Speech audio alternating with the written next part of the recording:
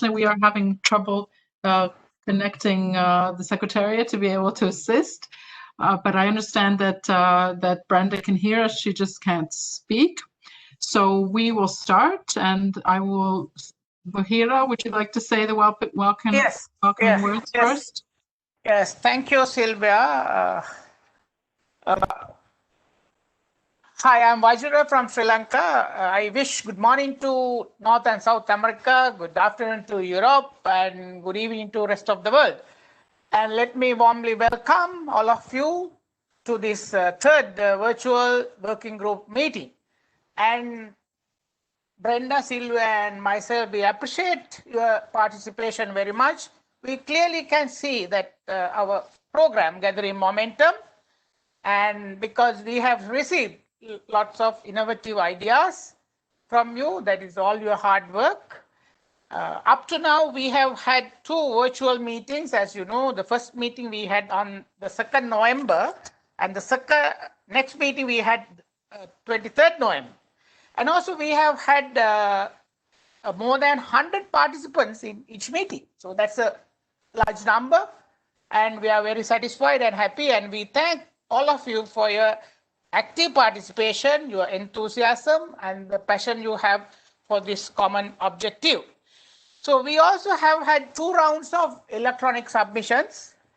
And once again, thank you for your all electronic submissions that are results of your hard work despite your busy schedules, right? And we are all working professionals and working in unprecedented times, battling with COVID, and also Christmas also around the corner, and we have a limited time end of the year. So you're dedicated, your quality time, your quality effort, so very much appreciated. So your effort, we know that contribute to the success of our program. Brenda, Sylvia, and myself have reviewed all your electronic submissions individually and collectively, and very extensive. And we have compiled all your electronic submissions, and the compilation of submissions have been shared with you, and the compilations can be found in the SciCamp website. So we hope that you had a time to go through the compilation, and it is important that you know what others have commented on the same issue, because we have to look at one issue from different angles, different perspectives. So we are different professionals, multifaceted, multidisciplinary, and multi-sector. That's the purpose of this meeting. So therefore, once again, I thank you again for your active participation, and I look forward to your productive and fruitful discussion today. Having said that, I hand over the floor to my dynamic fellow co-chair, Sylvia, for further deliberation. Sylvia, floor is yours. Great, thank you, Wahira. What an excellent motivational start to our meeting. So apologies again for the technical issues. We hopefully this won't make things more difficult for us to facilitate discussions today. So we can move to the first slide, which is just to show the agenda. So we've already gotten through the first agenda item, the welcoming remarks, and we will start with a proposal for the compilation of the different targets, then have a discussion of the strategic objective D targets, where we'll go through your comments to the submissions and see if there are some ways that we can converge on certain issues. The same we will do for strategic objective E. Then we will be introducing strategic objective C, and then we will have a brief discussion at the end on the proposal for how we can move forward on the second part of our mandate, which is to establish some sort of recommendations on the process for indicators and milestones. And then we will just discuss the final steps in finalizing our meeting, the last of this year. So quite a lot to do and try to manage. So we can move to the next slide. If those of you who recall from last meetings, the last meeting we had, there were some discussions on on the different ways that we could try to move information forward, and maybe the difficulties in looking at all the compiled information. And there was a suggestion from the floor, and we really appreciate that you make such suggestions. As I think all of us recognize that it is challenging to deal with all this information, and especially because we're trying to have some convergence and move forward in trying to find where we can have an agreement, and where we can give some sort of information from our work that will be useful further in deliberations and negotiations in the following process in IP4 and also in ICCM5. So what we have done as a sample, which we will be asking for your reflections and on whether you agree on this, is we've created kind of a sample of how we could arrange the information to make it easier to digest. This would be, not a compilation of the different text proposals, but the idea is to show in this kind of table the different elements that have come out of our discussion, so that we could gain, a common view on certain things and certain ways we are reflecting the different things that we discuss in the whole, framework of a kind of a logical framework approach. So as we've discussed before, the targets aren't standalone, objectives aren't standalone. They have to be, they have to work together, and provide a kind of framework by which we continue our work in the future. And, there are lots of possible indicators available out there, and some of them have come out through our discussions.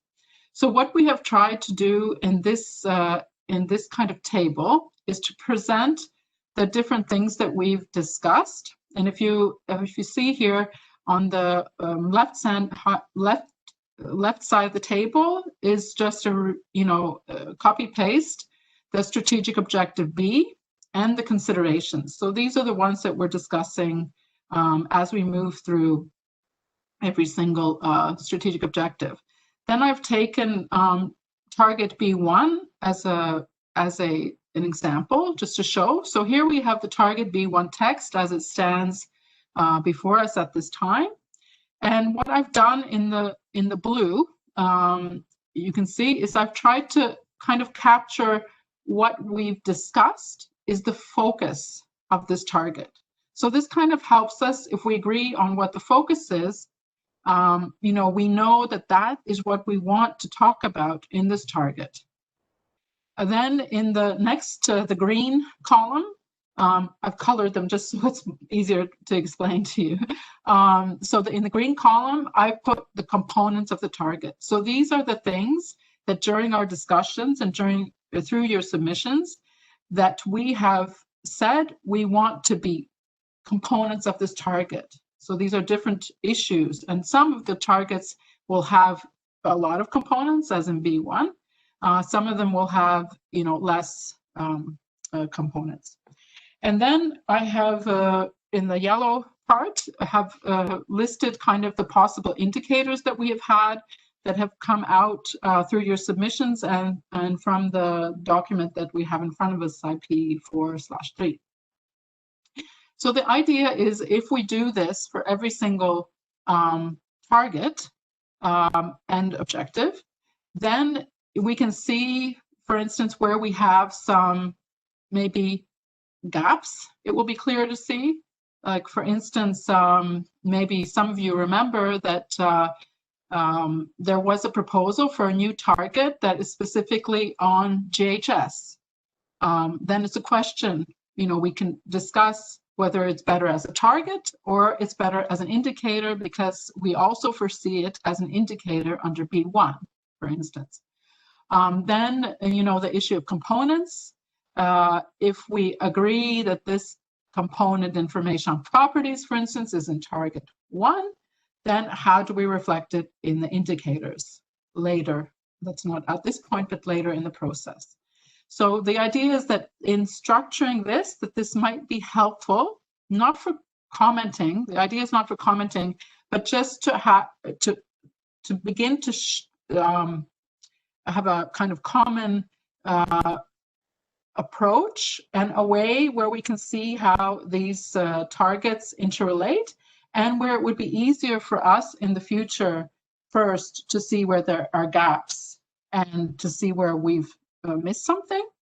Sorry, see where there's duplication, so gaps and duplication, and also to see whether things can be placed perhaps not in the target, so that we don't have a very long target formulation, but addressed through the indicators. So it's meant more as a guide, not for your commenting. So what we wanted to understand today from you is this helpful? Would this be helpful working on the targets in the future? And if it is, then it would be something that we could prepare based on your submissions and the discussions that we've had here. We could prepare this for all the targets that we will have discussed. So that's the main issue. For me, it was very helpful. I did more than just the B1 targets. I went through more, and I already saw some issues that made it a bit more helpful for me to understand what we've agreed on and where perhaps there are already some gaps or some duplications. So I'd like to now open the floor just to get an understanding whether you agree on this and whether this would be helpful to continue. And obviously, if it's not helpful, then we would not pursue this further, because obviously it takes some work. So I'll open the floor now, and I would like just if we can have just like a brief response, and then we can move on to the discussion of the strategic objective D targets.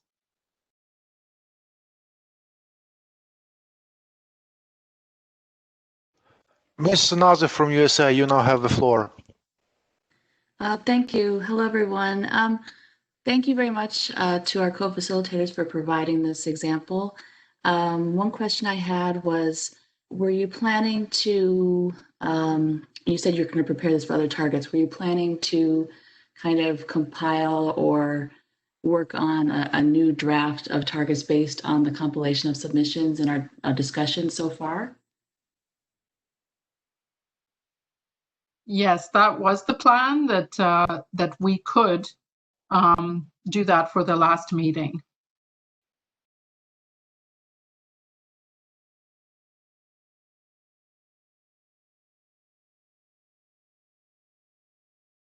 Mr. Tarabi, you now have the floor.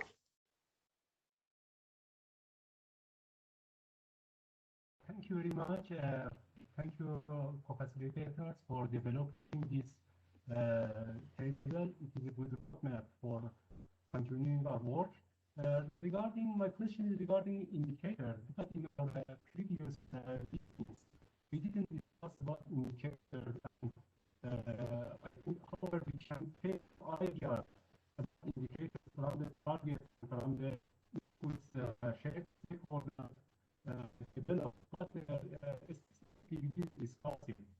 So right now we can see a column for that. I think maybe it can be misguiding. If we could have much time more to think about, then we can develop better ideas and then can share it with other stakeholders.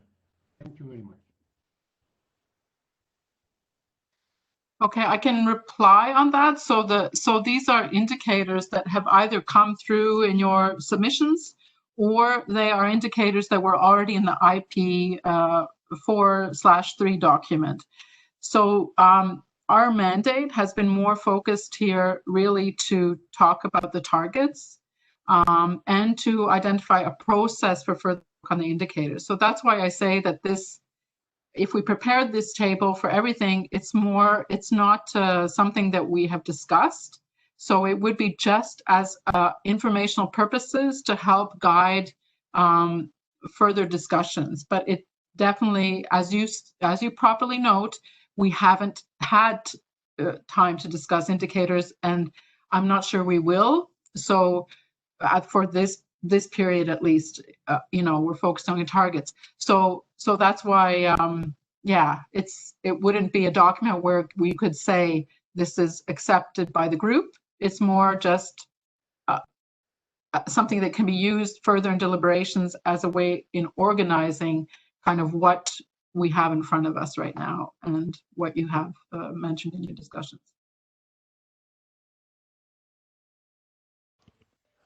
Ms. Heggelund from Norway, you now have the floor. Yes, thank you very much, and thank you to the co-chairs for coordinating this process and for preparing this proposal. I think this looks very useful. It helps us to see the different elements of the targets, and also this focus text in blue is very helpful to get a good overview of what has been proposed in total. But I'm a little bit puzzled about this, how you're going to select the different targets in the end, because we have different targets and we have different proposals for wording the targets, and with a little bit different intention in the different proposals and so on. And we have also new targets that are proposed. So this may be a quite long list at the end. Thank you. Yeah, thank you. Agreed.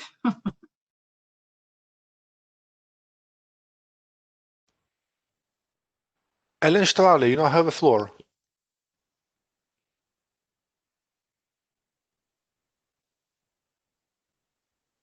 Good afternoon and good evening, colleagues. I would like to thank you, actually, Sylvia, for sharing this very useful table. I do believe that this would be helpful in aiding our discussions, both in terms of reducing the detailed and in the actual targets, but also to be clear about the components of each target and the indicators. So we would think this could be a very useful approach, and it might help us identify where the gaps are and help us sort through duplication as well. One of the things that I would note is that it would be very useful to set out the individual actors which might be required to take action under each target. Thank you very much.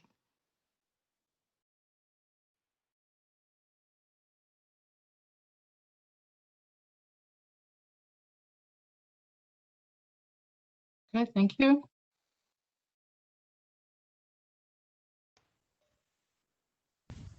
Matthias Wolf, you now have the floor. Thank you very much, and good afternoon to everybody from the European Union. Yeah, like the UK, we also find the table very useful and want to thank the co-facilitators for that. And as UK, we also think it would be useful to add the responsibilities where it's specific stakeholders that have to take action. Thank you very much.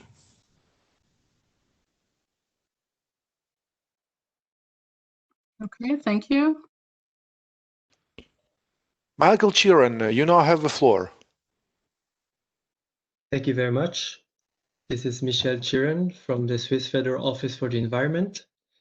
I too would like to thank the co-facilitators for proposing this format to allow us to further discuss the different targets and indicators. We think that is quite useful, and we would support this way forward.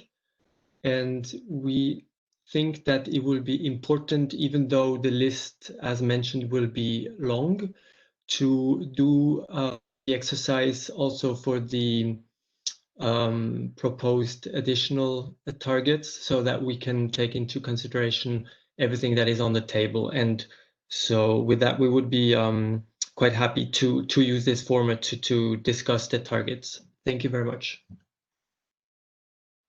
Okay, thank you.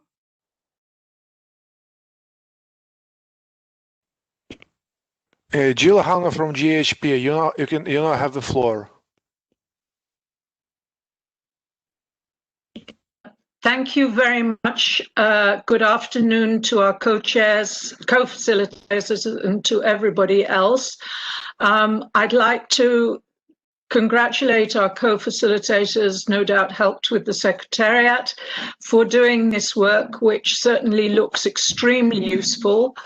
I think it would be helpful if, where targets overlap, they were both shown on the same sheet, so that we know where we've got the overlaps, and then we can decide which strategic objective they go under. Because in looking through the documents that we had for today, sometimes it's not clear to me that the particular additional indicator or whatever is rightly placed under the right strategic objective. But I mean, that's a question of perception, and we need to discuss.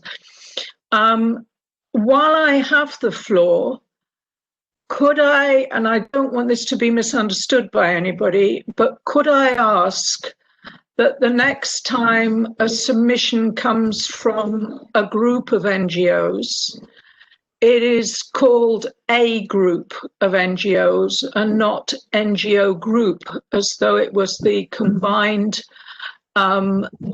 document from all NGOs, because certainly we were not consulted on it. A lot of what he said looks very sensible, but I think it's important to know who has been consulted and who has not. Thank you very much indeed. Okay, thank you. Took note of both those points. Thank you very much. Alexandra Katterbau, you now have the floor.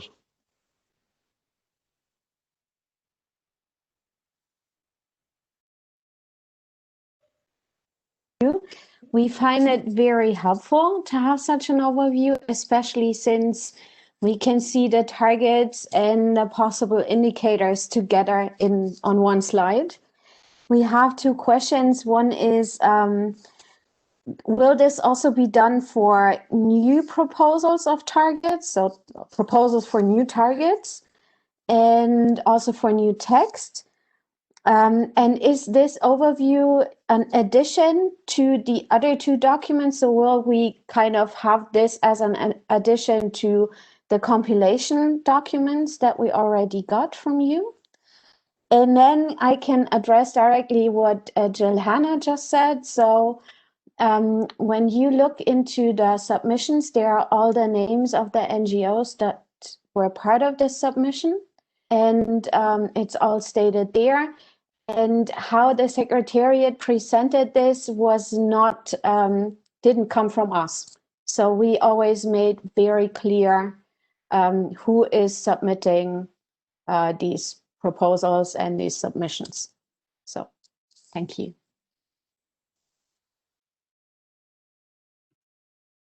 Okay, thank you. I understand that's it.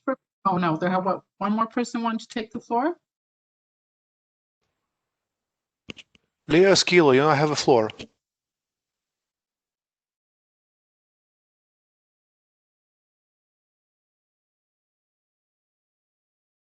Oh. Yes, Hello. we hear you. Yes, hello. Yeah, okay.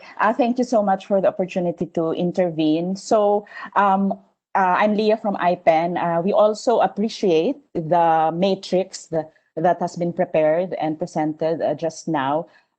We share the same worry, however, or concern or question, whether the additional targets that have been proposed by different stakeholders will be reflected in this kind of presentation, in this matrix, because as we all know, no, this is not a negotiation. So we don't want the targets that have already been put forth in previous meetings and in all the written submissions to disappear. Thank you.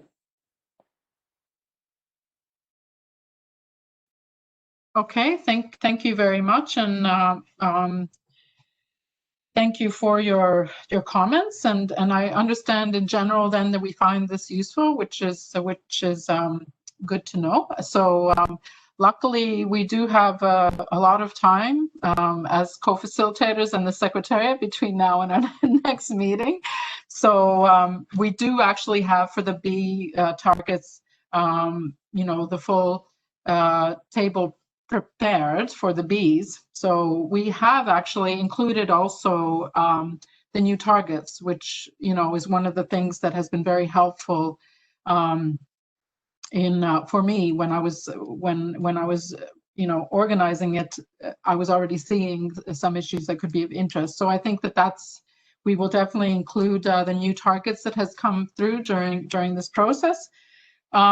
I understand the concerns of this is going to be kind of an additional an additional way to compile the information. So that's why we wanted to make sure that it was useful before we did it.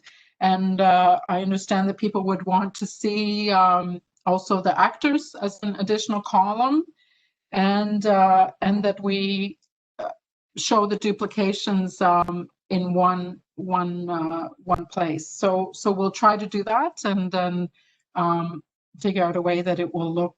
I think it's no problems from within one objective. I think it will be more difficult from objective to objective if we have them in sheets, but I think that they're just easy to resolve somehow technically with an additional column. So thank you for your support in doing this, and we will then continue preparing this. The idea is that more for it to be used as a resource to help us in our discussion, and not to be considered as a formal document that's coming out of the group. But we can discuss that maybe when we've gotten that far, if whether we do want to move some part of this forward also as a group, because I do think it is important that as a group that we do move forward the submissions that you've made.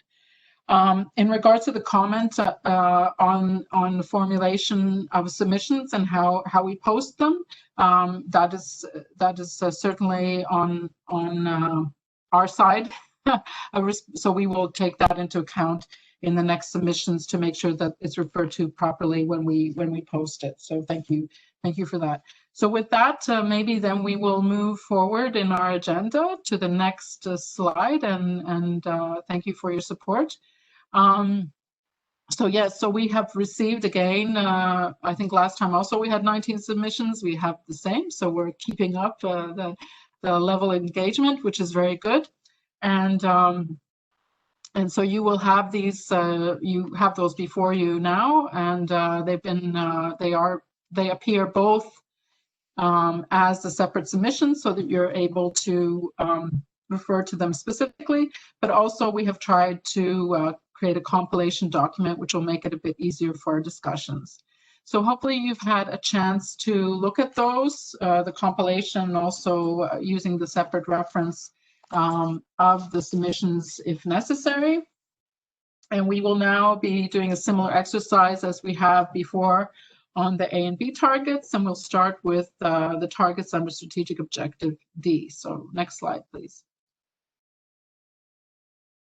So, as we have reminded each time we've started discussions of one objective's targets, then we have before us the specific objective as it has been stated.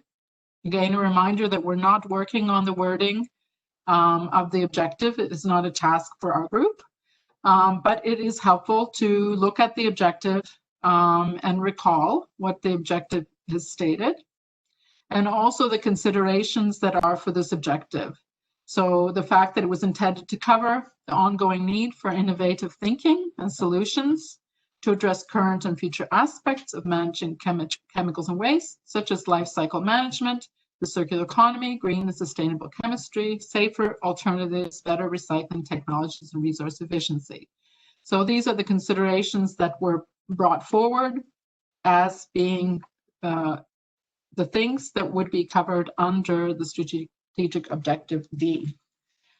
So what I can say under this objective, that we do have two new targets, and we will be looking at those after we go through the targets that we have in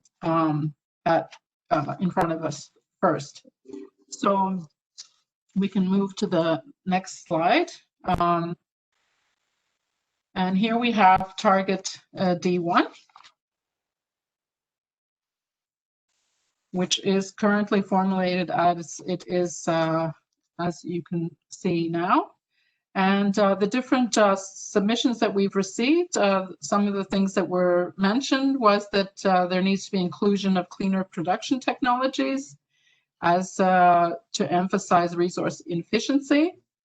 There was an issue raised that not just by one submission, that safer alternatives need to be defined. And the question was raised on whether this includes non-chemical alternatives.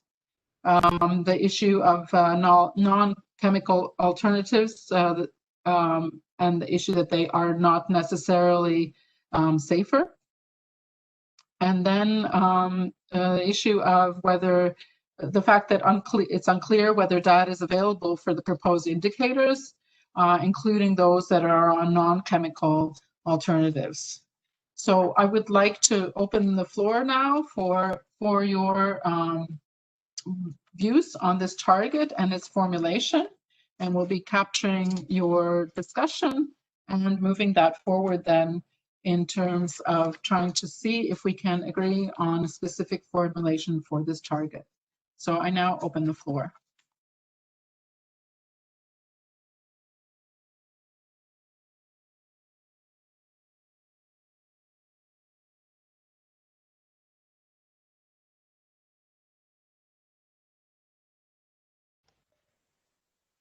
Hi, I'm just going to check here if I should take over from Alex. Can you hear me, Alex? Yes, I can hear you. Perfect. You've done a wonderful job, and let's see if the technology holds out for us. But hi, Brenda, I'm back. I see Priscilla from Brazil is asking for the floor. Priscilla, go ahead. Thank you. Can you hear me? Yes. Yes. Yes. Okay. Thank you very much, the Secretariat and Madam Co-Facilitator. Good morning, good afternoon, and good evening, colleagues. I'm Priscilla Alves from Brazil's Ministry of Foreign Affairs. First of all, I would like to thank the co-facilitators for the hard work and this opportunity to facilitate discussions on such important issues. Regarding target D1, in general terms, we are fine with the original text, which is very balanced in our opinion. But we think it would be appropriate to include a reference to maybe a special attention to the protection of vulnerable groups and taking into account long-term effects on human health, as well as environmental effects at the end of the sentence, of course, so that the text would be in line with some priorities already highlighted in the Dubai Declaration. It's our proposal just to mention this part at the end of the text. Thank you very much. Okay, thank you, Priscilla. Next we have Suki and followed by Anastasia Swearinger. Suki, you have the floor. Can you hear me? Yes. Hello, co-facilitator, and thank you for Secretariat. Good morning, good afternoon, good evening for the colleagues. And thank you for organizing this working group. And we would like to make a comment. The reason we have put, the current target seems to be focused on the production and the rest of upstream of life cycle of chemicals. And Japan believes that the downstream industries and the rest of the stakeholders also should adapt and implement relevant policies and practice. And we would like to also clarify, taking this opportunity, that we have put the 3R concept into this target pretty often. And we have put these words because, again, to focus also on the downstream industry's involvement, industry and the rest of stakeholders' involvement. So we are open for the suggestion to replace 3R concept into different wording. And given the input from other countries, inclusive expression such as Norway's suggestion, we support those kind of inclusive suggestions. Thank you very much. Great, thank you, Suki. Next, we have Anastasia, followed by Auden from Norway. Anastasia? Hi, Brenda. Thank you. And thank you to the co-facilitators for organizing this process. I think in our recommendations, we also noted the importance of having companies adopt measures in all jurisdictions of operation to promote both sustainability and safety, including through cleaner production technologies, safer production practices, life cycle management, and so the production and use of sustainable and safer alternatives. So we'd like to see a safety in production as an element of this target as well.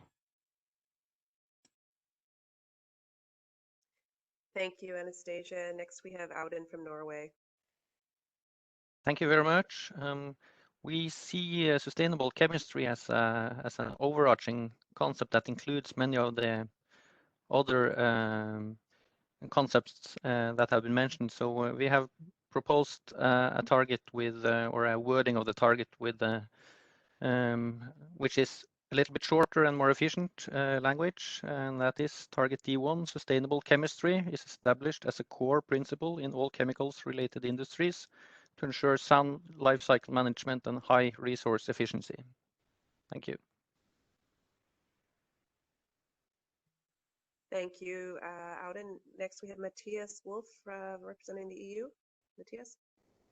Thank you, Brenda. Yeah, as written, we also support the intention, but would like to add some terms that we miss and which are, in our view, EU's view, very relevant with regard to transformation to a more sustainable production and consumption. Before I read it out, I would like to send the complete text proposal in addition to our written comments here in the chat. And yeah, it would be kind if you could consider this in your work. Thank you very much.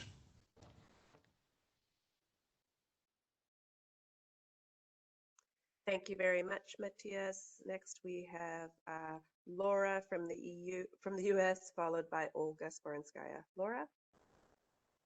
Thank you. We agree with Norway on the inclusion of a reference to sustainable Canada. We proposed alternative targets that companies for advancing green sustainable chemistry.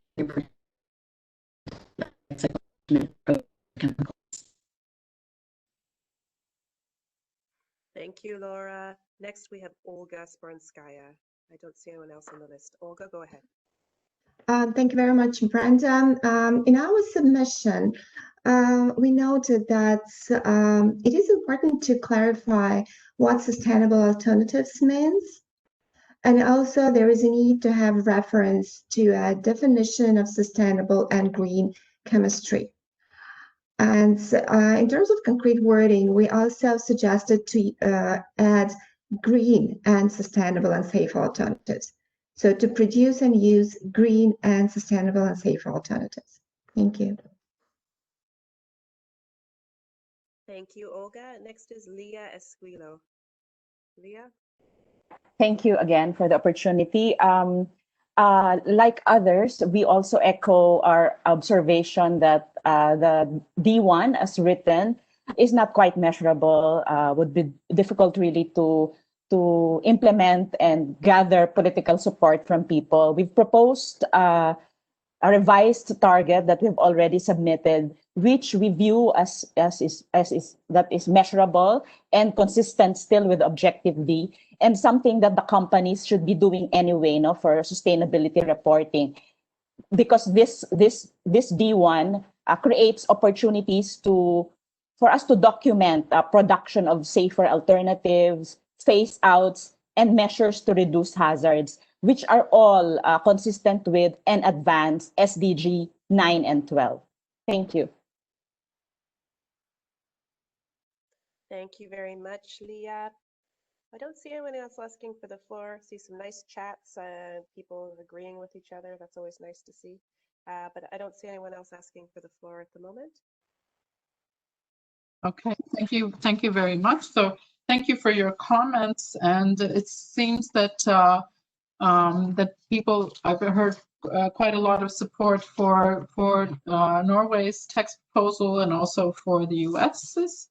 I don't know if the EU also already inserted in the chat their optional formulation as well. So we have quite a lot of different alternative texts for this particular target. So it's definitely something where it would be useful for us to step back and maybe look at this, and perhaps this is something where you know, Wahida and I can work on this and try to see if we can come up with a formulation.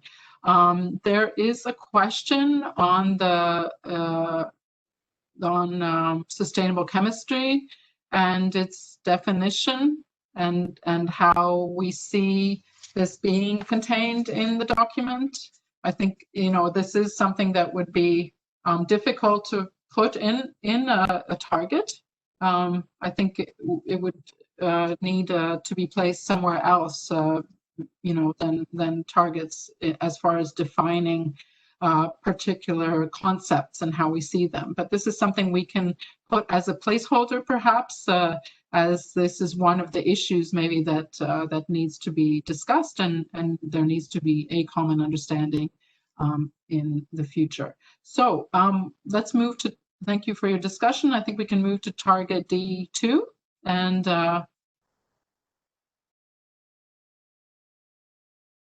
okay, so this target is already quite wealthy in terms of brackets, and it also has an alternative. So there has been, among your submissions, there have been comments as the fact that it's necessary to delete the qualifiers of the geographic scope, that this is perhaps not necessary. We need further discussion on the D2 or its alternative. The references in using natural products or non-chemical products and non-cleaner production processes and facilitating recycling and reuse of products. And then there seems to be a general preference for the alternative text of D2.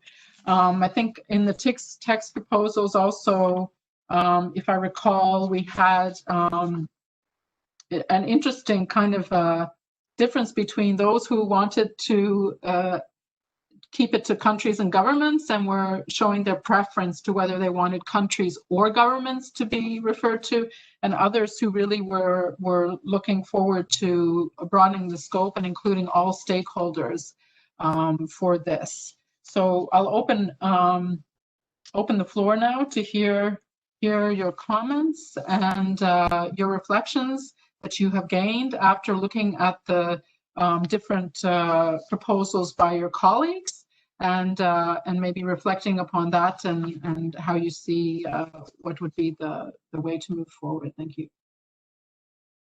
Perfect. I see Audun from Norway asking for the floor. Thank you again.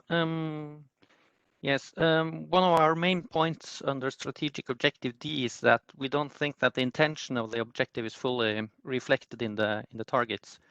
We have lost a little bit of this maximizing of benefits to human health and the forward thinking and so on. So we have tried to revise the target D2, as we think that the main idea of the objective lies in D2, and we have revised it. And we have found inspiration in the sustainable development goal number 12, actually, for this text. So we would propose, in order to include more of this forward thinking, we'd propose a text saying that target D2, sustainable growth and development through the production of goods and services that improve the quality of life, is facilitated while minimizing the use of natural resources and harmful materials, as well as the generation of waste. So that is taken from the explanation of the Sustainable Development Goal number 12. Thanks. Thank you very much. We next have Priscilla from Brazil. Priscilla? Thank you very much. Can you hear me? Yes? Okay, thank you. Well, about target D2, indeed, we prefer the original version with a reference to countries instead of governments. We would also like to make a suggestion regarding the qualifiers of geographic scope, which we think are important indeed. At the beginning of the text, we could include, for example, not limited to the national levels, something like this, so that the text could encompass a broader identification of responsibilities and prevent countries from omitting issues of concern, maybe due to economic interests. In addition, we would like to suggest the inclusion of substances after natural, as well as the exclusion of the term circular economy, due to the fact that we already have some references to recycling and reuse in the text. And to date, there is no multilaterally agreed definition of circular economy. That's our proposals for the target D2. Thank you. Thank you, Priscilla. Next, we have Olga Sporanskaya. Thank you very much, Brenda. So we believe that all stakeholders, globally, regionally, sub-regionally, and nationally, should implement policies, and not just like countries, governments. All stakeholders should do this. We also think that the word alternatives should be added after non-chemicals, because it is not clear otherwise. Natural products or non-chemical alternatives. And we also believe that the word reuse should go before recycling to show the waste hierarchy better as part of the circular economy. Because the circular economy is mainly about reuse, reduce, reuse, recycling. So minimization, then reuse, then recycling. And as to the adoption, we also suggest to add the adoption of green, sustainable, and safe alternatives. And the request is the same explanation of what sustainable alternatives means. Thank you. Thank you, Olga. Next, I see Jill Hanna from the Global Alliance. Jill? Nice to have you online, Brenda, but thanks to Alex too. I, like others, I have great difficulty with this target and indeed the previous one, in that they're not targets. They are statements of good intention. They're not measurable. The Norwegian text, it was taken from an explanation. I think it has the merit of simplicity and could be the basis of a target, but we have to remember that if we're looking at targets, they need to be smart. And they need to have a basis to draw up indicators. And none of these do. I think, well, first of all, I do not see, GAP does not see a need to talk all the way through of globally, regionally, sub-regionally, nationally, because if we're talking about governments, governments operate at many different levels. You have local government, you have national government, places like the EU have a supranational government, and so forth. There are global treaties. I think there's also a difference between if we're talking about government policies, which might well take the form of regulation, or command and control of some sort, or fiscal measures and so on, and other stakeholders' abilities to encourage and promote. And we may want to draw a distinction between the two, because there are some things, and I think this is important, it's not to say that other stakeholders haven't got a duty to be active, of course they do. But there is a difference between what a government can do and what other stakeholders can do in order to implement a policy. And I think it will be important to look at targets that are about putting in place frameworks that apply to everybody, and work by other stakeholders to push those frameworks further by, for example, research or awareness raising or whatever it may be. And I think we need to make that distinction when we come to turn these targets into something that is operational. At the very least, to be operational, there needs to be a date. Now, obviously, we're not agreeing on a date at this point, but we ought to perhaps talk about whether this is more long-term or less long-term, and therefore if it would have a shorter date or a longer date.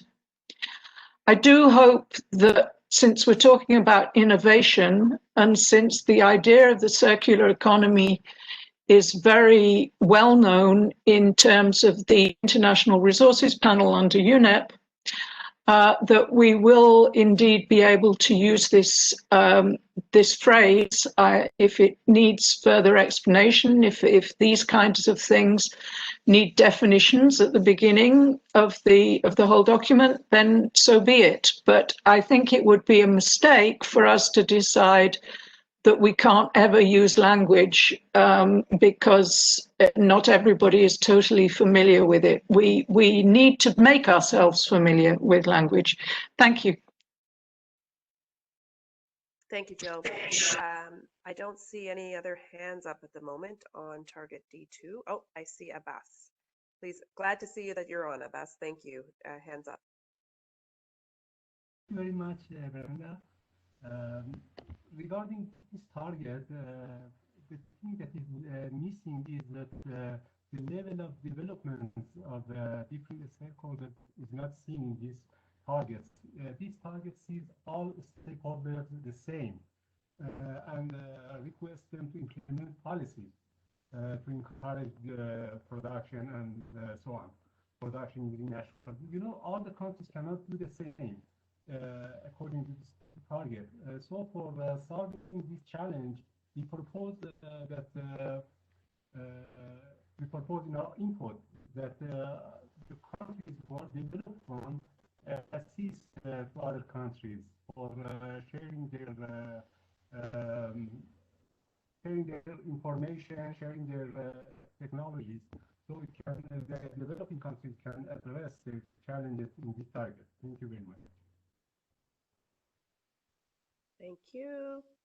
I don't see any. Oh, Laura from the US. Please go ahead, Laura. Thank you, Brenda. For this target, we would emphasize the importance of strengthening and also supporting research and development, as well as approaches in green chemistry and sustainable procurement. We would note that we think, as others have noted in their submissions, that natural, and also we suggest including a reference to the life cycle management of chemicals instead of the reference to the products. You can see the scope of stated with. Thank you, Laura. Next, I have Bob Diedrich from the OECD, followed by Ellen from the UK. Bob, go ahead. Thank you, Brenda. I'm not going to talk a lot about the wording. We did have a clear preference for the alternative version of the target. I just wanted to briefly come back to a few things that have been said here just now about potential indicators and difficulties to link this target with indicators. I just would like to say that the OECD is actually tracking policies that encourage production using sustainable and safe alternative through economic tools like fees and taxes. So there is some linkages here to existing indicators that we could leverage should we keep the target or should we keep the language of this target. Thank you. Thanks, Bob. Next is Ellen Stroud. Thank you, Brenda. I was just going to reflect on the D targets and kind of emphasize a few of the points that I think some of our colleagues have made very clearly as well. I think the D and E objective, D and E and the targets under those kind of all illustrate, and the proposals which have been received, the diverging understanding, I think, of the purpose and the intent of these targets. So I do believe that the approach suggested by the co-facilitators will help us in that endeavour. In relation to the specific wording to target D, our preference would be, as expressed by Jill Hanna, for the use of governments, exactly for that reason, because they operate on different levels. And we feel that's more inclusive. And we would also support the interventions around making sure they are smart, including timescales, which I know, again, we're not discussing specifics, but I think the principle of including timescales is important. And then I would like to thank Bob for his intervention as well, in relation to that there are indicators that they could look at in this space, because actually we're open for discussion on the wording, but our preference would be for the existing target wording. Thank you. Thank you very much, Ellen. I see, Jill, are you asking for the floor again? No. Okay, I don't see anyone else asking for the floor. Oh, Bob's nope. I think we're good. Okay, well then I suggest we move on then to target D3, where we had, so here we have a lot less brackets, and the brackets that are here is the bracket that we are deferring for an extended discussion beyond this group. So and we do have some suggestions for different wording for this target, but I think for the most part it seems that we generally are happy with this target. So I'll open the floor for some exchange of ideas on this and see if we can gain some convergence. Of course, not including the end waste, because as we discussed, this will be outside the scope of our group to discuss.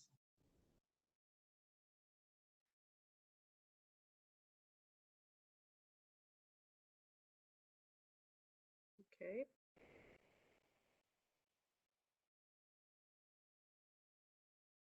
Okay, I see Priscilla from Brazil would like the floor. Go ahead, Priscilla. Thank you very much. In fact, we don't know how this virtual working group will address this issue, but just to say that in the written submissions, we have identified some discussions about what type of reference to waste could be adopted in the text. We don't know how to manage this, but we have identified this debate. So in this regard, we would like to make a suggestion, which also applies to target D5. We propose to use chemical substances and projects throughout their life cycles instead of end waste. And we have also presented this idea for strategic objectives A and B. So it's just a brief suggestion on this item related to waste. Thank you very much. Thank you, Priscilla.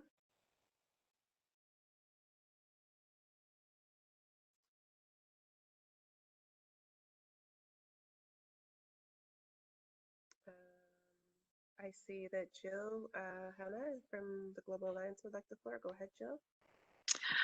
Thank you very much, Brenda. I wonder if the co-chairs can enlighten me. I'm a bit confused as to why we need two separate targets as D1 and D3, which are both, as I understand it, am I looking at old text? Because I'm having difficulty keeping all the papers I need in front of me. But D1 was about companies. So I think GAP thinks there are good ideas in both, but I wonder if we can't kind of rationalize a bit. And I thank Bob Diedrich for OECD for pointing out that fiscal policies are monitored. It would be helpful if he could put in the chat or say something about how many countries that monitoring covers. I mean, it's certainly something that would be very useful in this context, but it's not it's not everything, of course. I mean, fiscal policies are a part, and we will need to. It may be that indicators can't cover everything in a target, but I do think we need to be very practical in the way we actually use target language. And all of these targets, the other point I should make as a general point, because I'm intervening far too much, is they're all process.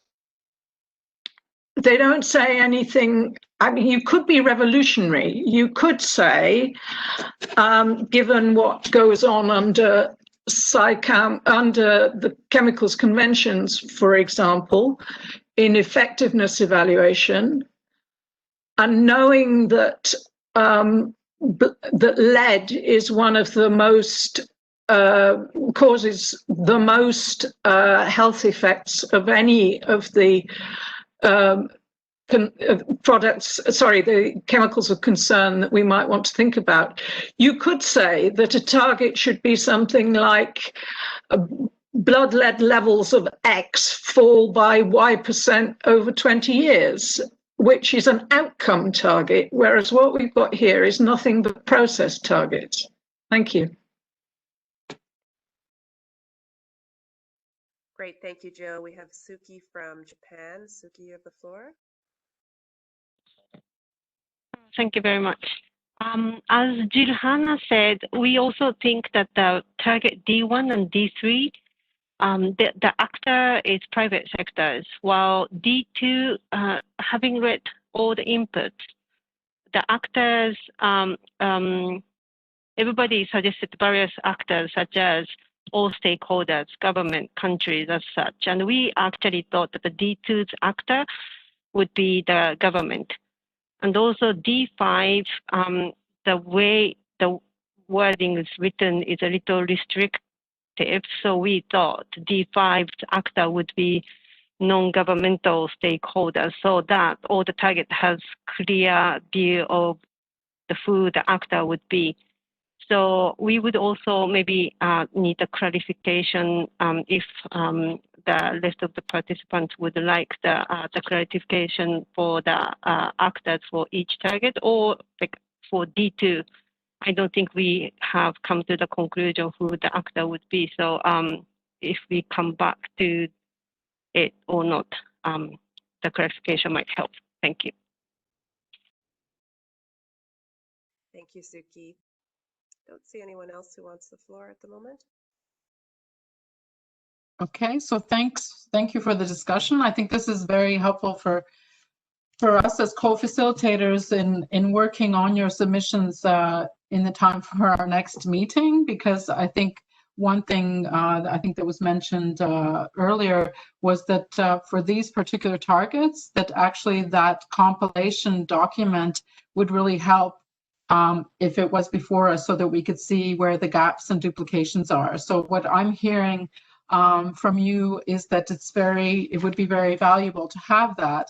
And with the inclusion of the actors, it would be much easier for us to decide and to converge on our thoughts on how we would like the targets to address certain actors and the second issues. So I think that that's something we will definitely work on. And with that, I'll move on to target D4, where there was quite a common approach, it seems, that this target should perhaps be deleted because it is considered as a subset of other targets. So I don't know if we have any comments on that. And then we can move on to target D5, perhaps. We have no comments on D4. Okay. I think the US is asking for the floor. Yes, Laura? sorry, US, please. Yep, apologies.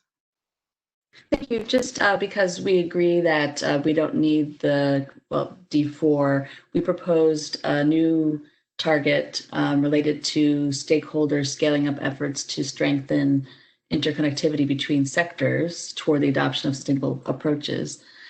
So we're open to combining this with another target, but we wanted to emphasize the multi-stakeholder, multi-sectoral aspect within this objective. Thank you. Okay, thank you very much, US. So then we have target D5, which is the last of our D targets, which means that after this, we will be able to move on to E. So here we have, again, you know, some brackets, but these are in relation to and waste, which, as I said, is not within the scope of our group to resolve at this time. You know, we have some proposals for different texts, but it's different clarifications. It seems that in general, there is somewhat, you know, some clarity that is needed definitely on this target in terms of the overlapping with the others. But I'll open the floor to see if there are any additional comments or anything you would like to stress for this target before we move on to the strategic objective E.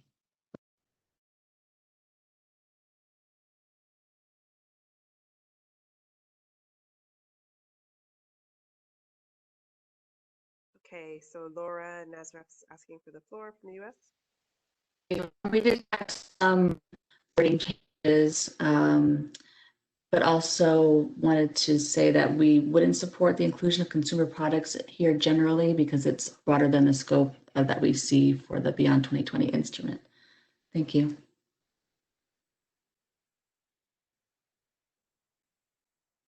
Thank you, Laura.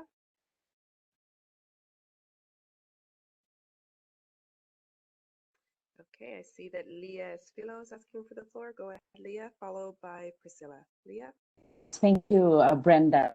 For IPEN, the draft D5 target, we feel we've covered this in a more tangible way in IPEN's proposed target D1, in our submission. For D5, IPEN believes it would be useful to link this target to biodiversity protection efforts and actually document chemical impacts while working to reduce pollution. There are many production processes that continue to generate significant chemical releases to water, soil, and so on. We feel that our proposed target, which I can also copy and paste in the chat box now, will address this reality and is consistent with targets under the Convention on Biological Diversity and concretely contribute to achieving SDG 12 and 15. Thank you. Thank you, Leah. Okay, next is Priscilla from Brazil, followed by Suki from Japan. Priscilla? Thank you very much. Well, in general terms, we agree with the original text, which is very balanced in our opinion. And besides our proposal to the debate about possible references to waste by including chemical substances and products throughout their life cycles instead of end waste, we would like to make a brief suggestion to include the expression nationally and internationally at the beginning of the text, since there may be no associations of companies and industries in some countries. So we think it would be appropriate to include the nationally and internationally at the beginning of the target. Thank you very much. Thank you, Priscilla. Next is Suki from Japan. Please go ahead, Suki. Thank you. This will be the same comment again, but the actor of this target does not need to be restricted to the industry associations, rather more inclusive approach, such as like non-governmental stakeholders. And if necessary, the actor could be identified in the indicators. Thank you. Thank you very much. Next, we have Olga.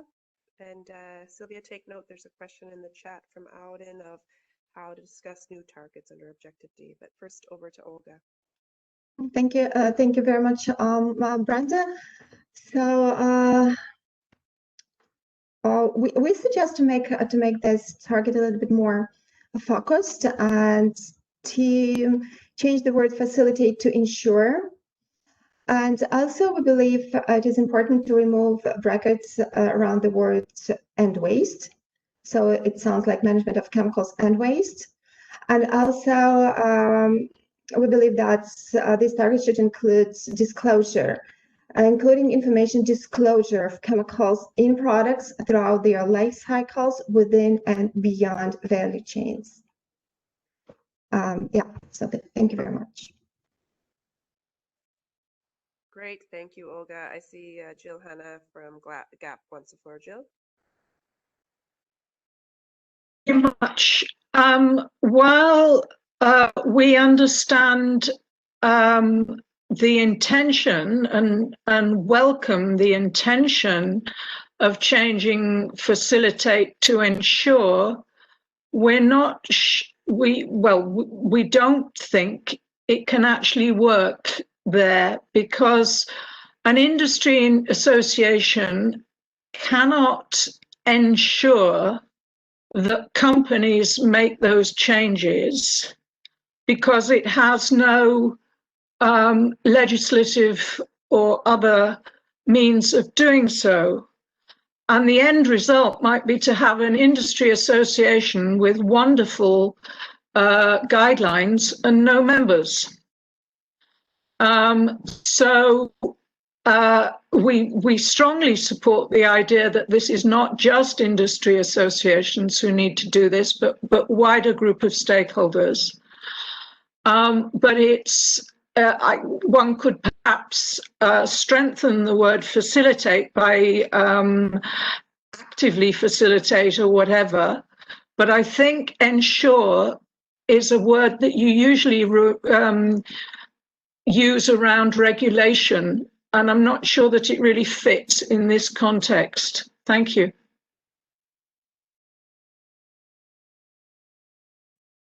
Thank you, Jill. Now we have Ellen Stroud from the UK. Thank you very much, Brenda. So I think I was going to say three things. We're open to discussion on proposed rewording, I think, for this target, and we do think, having tested it with some of our stakeholders, that there's no need for the inclusion of both associated waste or waste and managing chemicals throughout their life cycle, as we would see this as including their waste stage. So I would think that actually using the throughout their life cycle could potentially, from our perspective, be preferable. The other thing that I was going to raise is the repeated use of the sound management of chemicals, because actually here we've used safe management, which I think is much better. It's clearer and it's more readily understood than sound by others outside the chemicals and waste community. So we would suggest that this might be used throughout. Thank you. Thank you, Ellen. I don't see other hands up at the moment. Okay, thank you very much. Before we move on to strategic objective E, my apologies. We are going to just have a brief discussion also on the new targets that were proposed that I mentioned before we started moving into the targets. So if we can move to the next slide, then we have two new targets that were proposed under this strategic objective. And perhaps I can ask ITUC just to introduce the idea and then just have very brief exchange on it, and the same with Norway. But briefly, please, because we don't have that much time.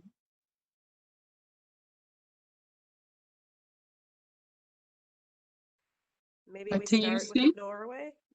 Okay, we can start with Norway, yes. Yeah, and I'll just drop in the chat. I'm not sure who's representing ITUC. Okay, thank you. Go ahead, So Ellen. let's start with Norway.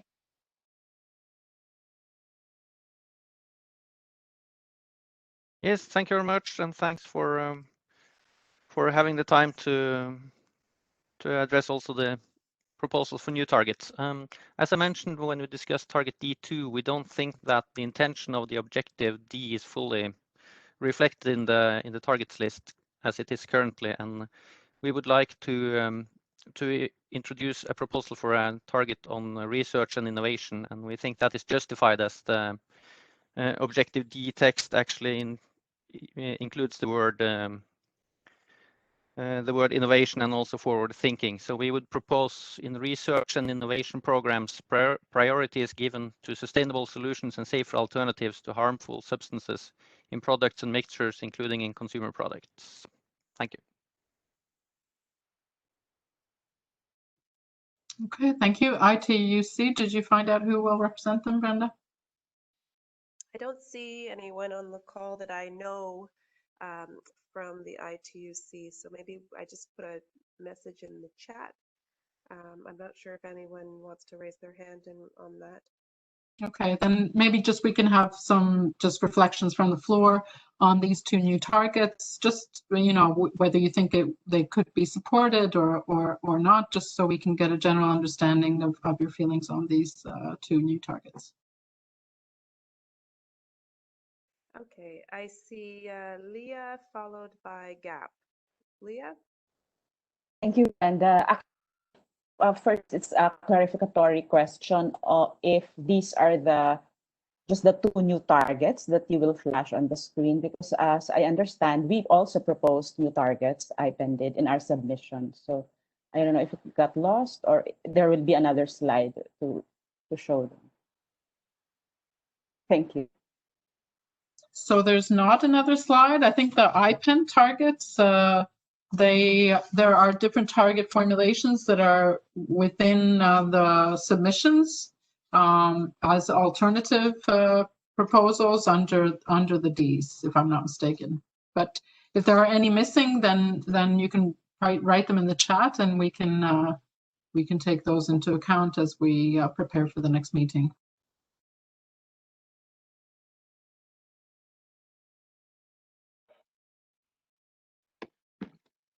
Then I would move to Gap, please, Jill. Thank you very much. GAP would support the Norwegian target, and I think we'd probably like to add if this is the right place. I'm just not sure that this is the right place. But something about research should also be done into how to effectively monitor the impact of the policies and priority of going towards sustainable solutions, because as I said some time ago, one of the concerns we have, and I apologize sincerely that we didn't manage to put everything in writing, but that we are not, we're looking at processes, we're not actually looking at impacts. And how could we really biomonitor, for example, effectively, fairly comprehensively, but cheaply, not only human health, but also the ecosystems effects of some of these, of the chemicals that we know about, and indeed the effects of mixtures, for example. So we think that it may not be that this may not be the right place to put it, but we think that the idea that research should also look at how well we're doing at looking at outputs and impacts would be very valuable aspect of research to have a target about. On the ITUC target, this is interesting, but we were wondering whether this was the right place. We have to say it's not easy within the strategic objectives to know which is the right place, because none of the strategic objectives is really talking about putting in place the frameworks, the enabling frameworks to do all the things we want to do. But it would seem to us, at least, that this is more connected to knowledge, data, and information that they, I mean, it talks at the end about sharing information and building this capacity.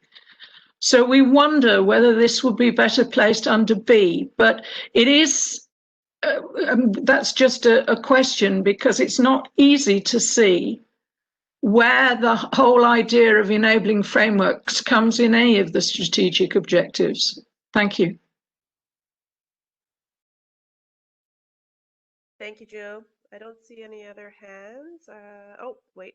I have Auden from Norway, followed by Tessa from UNEP. Auden? Yes, thank you very much, and thank you for the comments to the Norwegian proposal. They are much appreciated. I think it's important to have in mind the intentions of strategic objective D, because they are more on the maximizing of benefits to human health and the environment and so on. So I would think that under this objective, it is important to include research that facilitates the innovation, while maybe the kind of research that would facilitate monitoring and so on could maybe fit under a different strategic objective, A or B, for example. I also would like to say that I agree with the comments on that we need to make the target smart, and also that it would be very interesting to have some process-oriented targets and not some outcome-oriented targets and not only process-based targets. And I think the target fact sheets that were presented at the beginning of this session would be very helpful in trying to make the target smarter, and also we could maybe rephrase something to be outcome-oriented as well. Thank you. Thank you, Auden. I have Tessa, followed by Leah. Sorry, Leah. I think I thought you were an old hand. So Tessa, then Leah. Thank you. Thanks very much, Brenda. UNEP would like to support the proposal from Norway. We feel that innovation and the forward-looking elements can be strengthened under strategic objective D. It's important to keep innovation at all times ongoing, as well as research and development, to also anticipate and possibly deal with unintended consequences. So we would support this, and also echo the earlier comments regarding the needs for outcome indicators that actually talk about the impact. Thank you. Thank you, Tessa. Over to Leah. Thank you, Brenda. And it's all right earlier. So I already pasted in the chat our proposals for new targets. Just briefly, the context is, like others before me, we also find the language of the existing text to be very vague and nearly impossible to know whether or not the targets have been achieved. So we really try to formulate targets that are smart, no?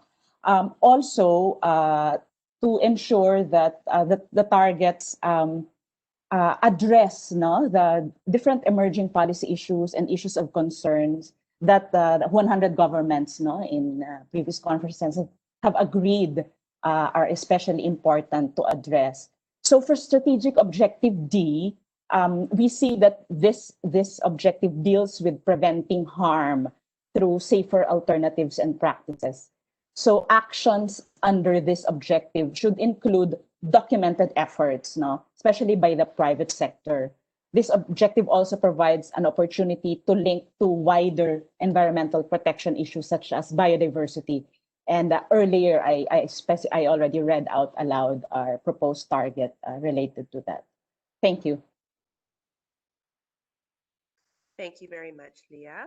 I see Michelle from Switzerland. Michelle? Thank you very much. We would also like to support the target suggested by Norway. So we think it touches upon the need to look into better solutions, to look more into the future on options, and rightly so.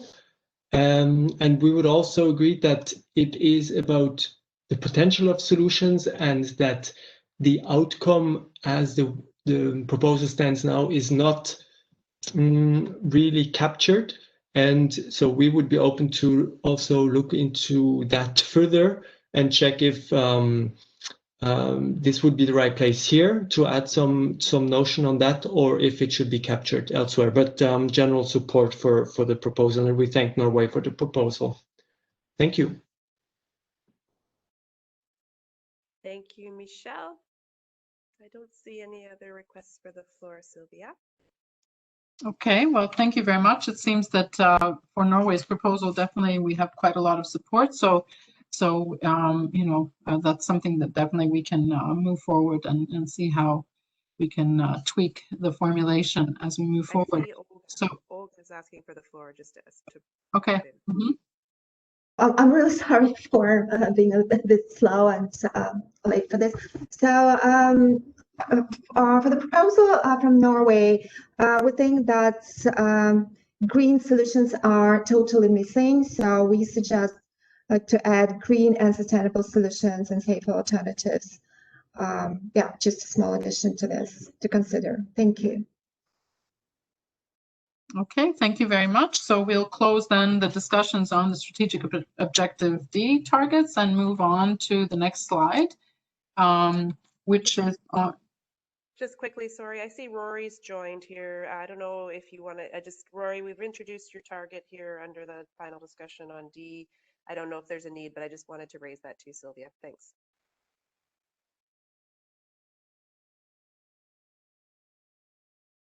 Okay, thank you. So we'll move on to then strategic objective E targets. Next slide.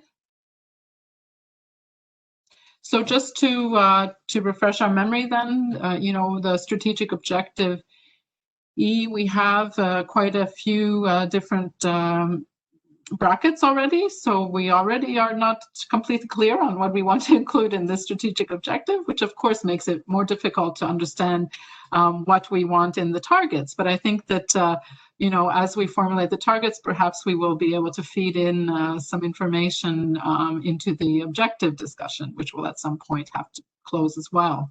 And here we have the considerations that we feel or at some time has been the concept of what we want to include in the objective, and that's that it's intended to address the need for a high-level commitment across sectorial boundaries to ensure appropriate attention is given and action taken to accelerate progress and to contribute to the 2030 Agenda for Sustainable Development. So with that, we'll move into the strategic objective E targets discussion. And excuse me, it's getting too dark in Latvia. I have to turn on my lights.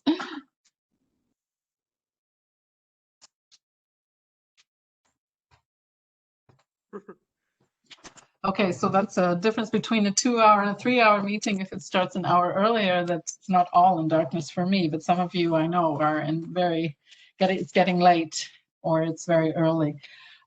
Okay, so moving into target E1 then, what we have is some text edits that you have submitted. Hopefully you've had a chance to look at your colleagues' contributions and to have a reflection on what you feel is the best option for this particular formulation. And I'll open the floor and ask for your reflections on target E1, please.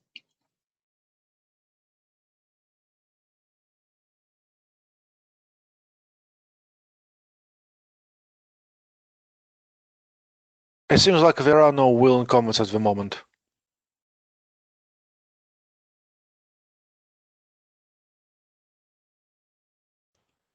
I see that Odin Hagenbild from Norway would like to take the floor. Please. Yes, thank you very much for giving me the floor again.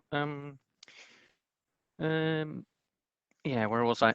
Well, yeah, we are very sympathetic with the thought of having a target on the recognition of the importance of the Beyond 2020 instrument, but we are a little bit concerned that this is difficult to measure, so we will have to keep the measurability in mind when we are formulating the target.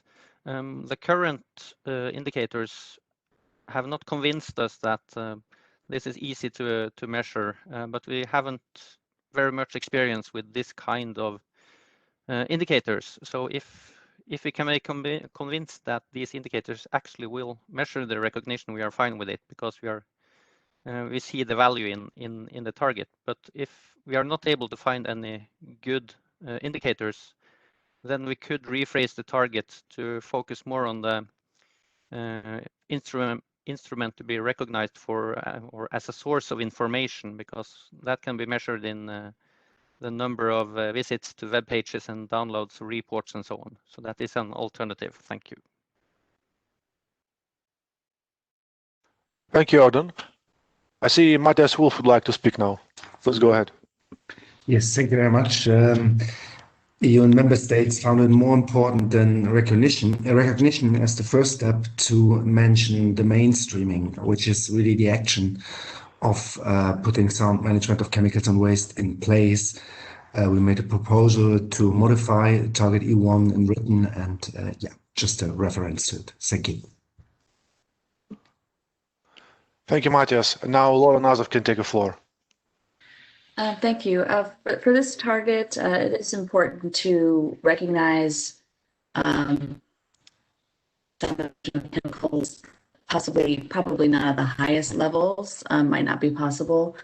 And then also the inclusion of the 2030 agenda. We don't think that this is needed in addition to reference to sustainable development, because it could be implied that the sound management of chemicals is time limited, which it is not. Thank you. Thank you, Laura. It seems like that would be all for the comments. Okay, thank you very much for those comments that you have on the E1. So we can move on to the second target that we have. This is on policies for sound management of chemicals. We have some comments here on the geographical levels or description of waste, which we are not going to go into further discussion, but I'll open up then this target also for your thoughts on your colleagues' submissions. Sorry, I see that Jill Hanna would like to take the floor. Jill, please go ahead. Thank you very much, Alex.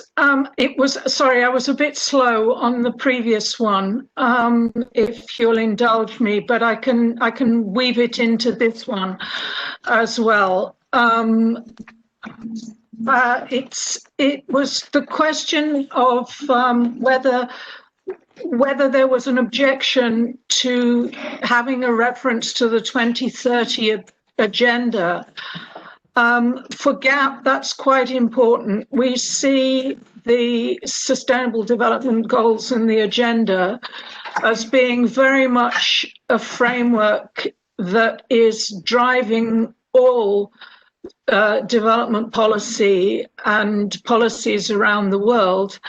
So we would like to keep the whole concept there. We understand what the US is saying about not wanting to keep sound management of chemicals and wastes, not to give the impression that it all finishes in 2030.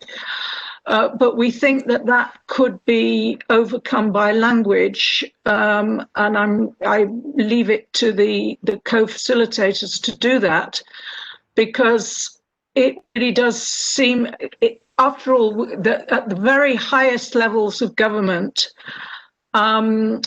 leaders in the summits at the UN have said that this is the agenda, and it would be a contradiction to talk about the highest levels of government, which we would want to do. We don't want to reduce our ambition level, and then say, so we don't need to talk about Agenda 2030. So I hope very much that our co-facilitators can be clever here.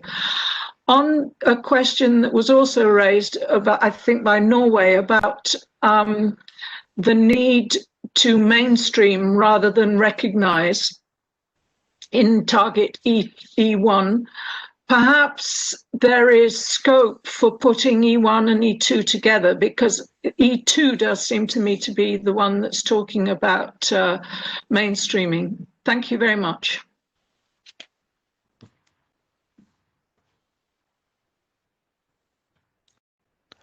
Thank you, Jill.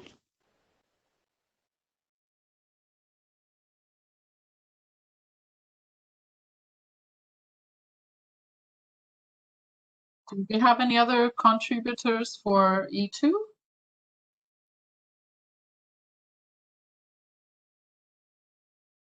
Yes, I see that Tessa would like to speak, followed by Matthias Wolf, followed by Priscilla Vargas, followed by Lila Esquilo. We'll start with Tessa. Please go ahead. Thank you very much. UNA wishes to stress the importance of policy coherence in this target, and therefore suggests that before integrated, we put the words coherently, so that this policy for sound management of chemicals and waste are coherently integrated into local, national, sub-regional, regional, and possibly global development strategies. Thank you. Thank you, Tessa. Matthias Wolf, the floor is yours. Thank you very much. Picking up what Jill said, thanks for that, Jill. Yeah, we also think that E2 is referring to mainstreaming, and think that's a reason why mainstreaming should be mentioned explicitly as a term. And in addition, we don't think that it's sufficient here to just refer to development strategies. It's also other kinds of plannings that should be explicitly mentioned here to make clear what is expected by governments from donor countries as well, from recipient countries when they do their plannings regarding chemicals management and waste. Thank you very much.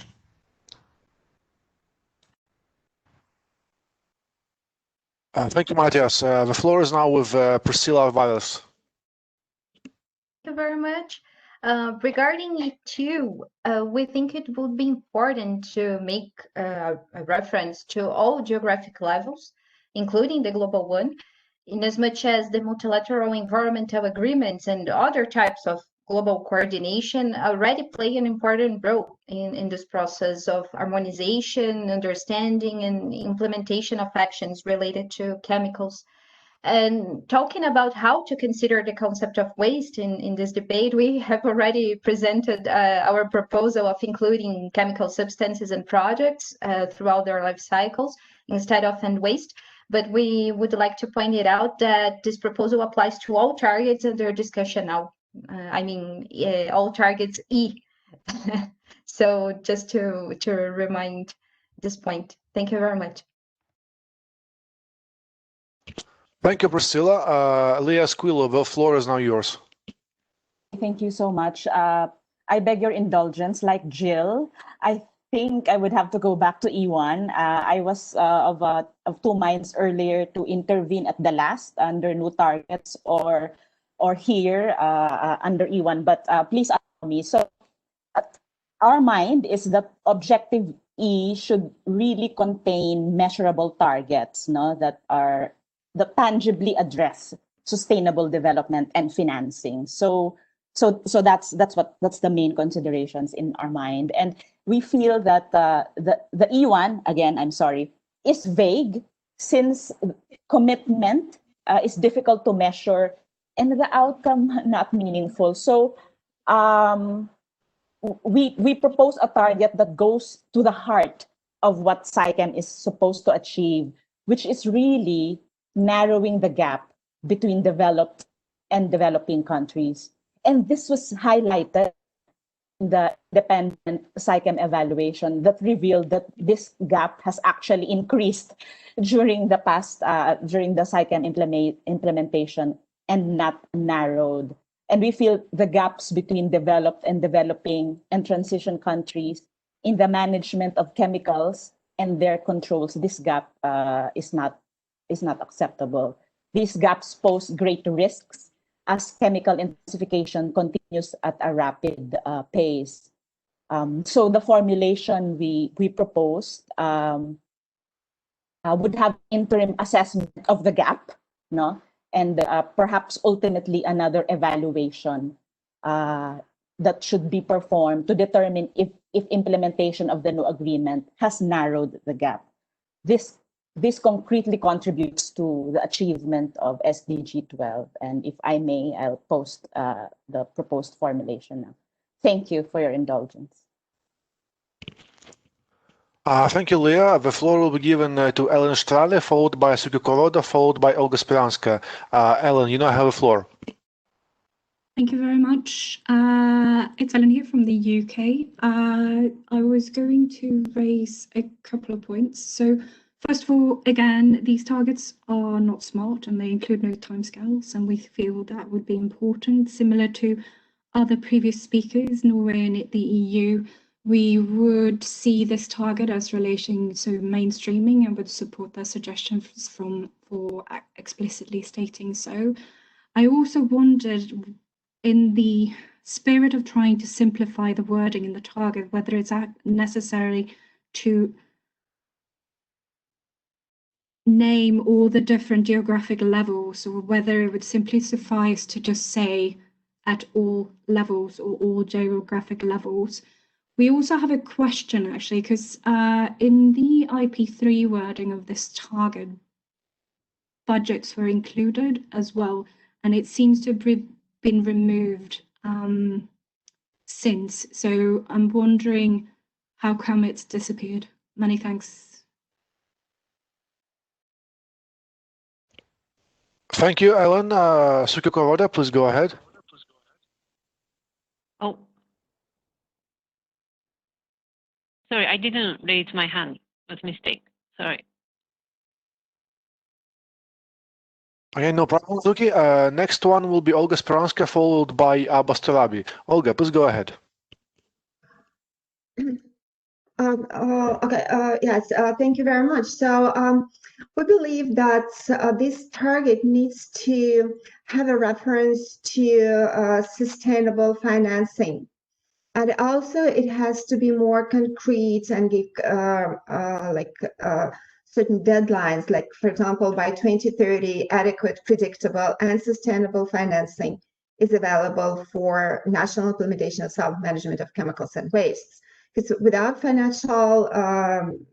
without sustainable financing, all this, the implementation of the national strategies, national development strategies will not be possible. So we believe that reference to financing should be here in this target. Thank you. Thank you, Olga.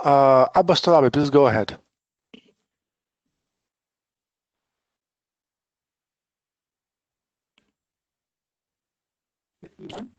Hello, can you hear me?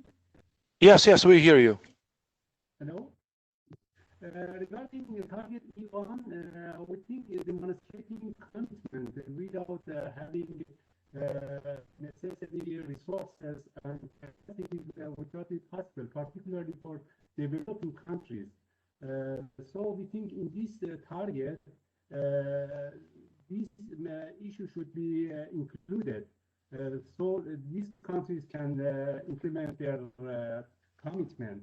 And this, if this is included, it will be connected with target E2.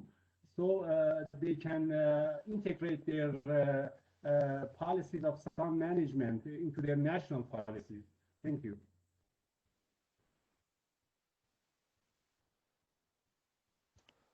Thank you, Abbas. Now the floor will go to Andrea Rotter from the University of Cape Town. Andrea, please go ahead. Thank you, and good afternoon, good day, and good morning to everyone. Since the underpinning foundation of sustainable or sound management of chemicals waste is legislation, I'm a bit concerned that saying development strategies is a bit weak, and that not all countries necessarily will interpret it in the same way. So I believe in looking through the comments that Iran had made the suggestion about legal frameworks. And I do think that it would give a lot more strength to this target if you had development strategies and legal frameworks. The policies need to be put somewhere and they need to be given some sort of clout. And really, we want to encourage countries to have chemical legislation. Thank you. Thank you, Andrea. I don't see anybody else willing to comment. Okay, thank you very much. We've captured your thoughts on this. So we'll move on to the next slide and the next target, dealing with partnerships and networks. So please, I open the floor then for your comments on this particular target, please.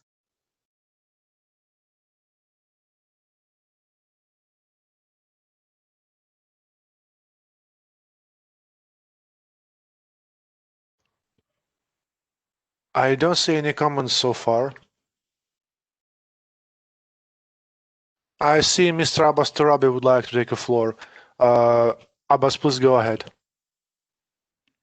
Thank you.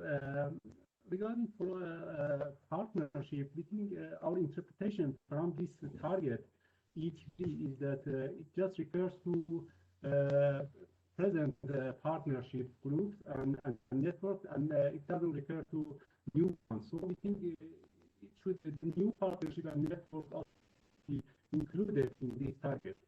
Thank you. Thank you, Abbas. I see Jill Hanna would like to take the floor. Please go ahead.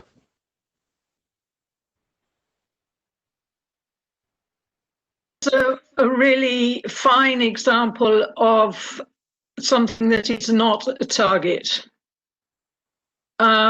Because how do you know whether they're strengthened and why? And while partnerships and networks are often very good things, you can spend an awful lot of money on partnership secretariats and network meetings. Fortunately, we've all learnt to do Zoom since I retired, so now networks are much cheaper than they used to be. But it does seem to me, or to Gap, that this is really the kind of language that we need to be rigorous in refusing. And what we need to do is turn this into something operational. Now, what would be a great step forward is a target that required governments to demonstrate that they were working in partnership and through networks with all stakeholders in their countries. That would make sure that those people who wanted to advocate a much stronger enabling framework, legislation, and so on, were taken some notice of. So something like that put the onus on those who can make life difficult for networks and partnerships not to do so, but to actively encourage them and show that they're doing so, might be a more useful exhortation at this point. Thank you very much. Thank you, Jill. I see that Odin Hegelund from Norway would like to take the floor. Please go ahead. Yes, thank you very much. I just wanted to support the previous speaker, Jill Hanna, in her views on the smartness of this target, and that is a good point. I think the intentions with this target are very good, but maybe we should have some kind of process to try to revise the language without changing the content of the target, just to make them smart. We have done that previously in the targets and indicators process, and maybe we should do that again after we are through with this target list. Thank you. Thank you, Odin. I see that Abbas Turabi would like to take the floor again. Please go ahead. Thank you. My apology for taking the floor again. Regarding this target, I wanted to add another point. that the aim of this target, target E3, is a little vague and is not clearly defined. So we have proposed a language for this target to be added that it will clearly define the targets of creating partnerships and networks. And this is to facilitate exchange of information and lessons learned, transfer of technology, capacity building, mobilizing financial resources, and promoting regional and international cooperation.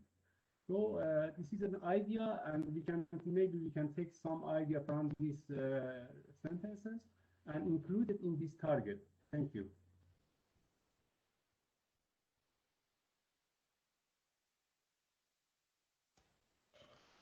Thank you, Abbas. I see Leah Squillo would like to speak. Please go ahead. Thank you. We also, like the others, again, the same comment, no, that we would want to see this target to be more specific, measurable, smarter. Than that, the importance and a key element here should ensure the transparency and accountability of partnerships should be integrated here. We also have a proposal later for a new target in line with this, but I could discuss that in the end. Thank you. Thank you, Leah. I see no further desire for expression of comments. Okay, thank you very much. I think there were quite a lot of encouraging ideas on how to improve this target. So, sorry, Sylvia, I see Tessa Govers from UNEP would like to take the floor. Apologies for interruption. Tessa, please go ahead. Thank you very much. I just wanted to make this suggestion that we also look at how some of these indicators, like this one in particular, or the targets we are looking at, now links to well-established targets like 17.16 under the SDG targets, which is about enhanced global partnerships for sustainable development, and scope these for the particular objective under SAICM. And the Beyond 2020 process, because this would also really help us in also identifying agreed international language and possibly also an associated indicator. A general comment, but I think this is a particular case in which we could look at it. Thank you.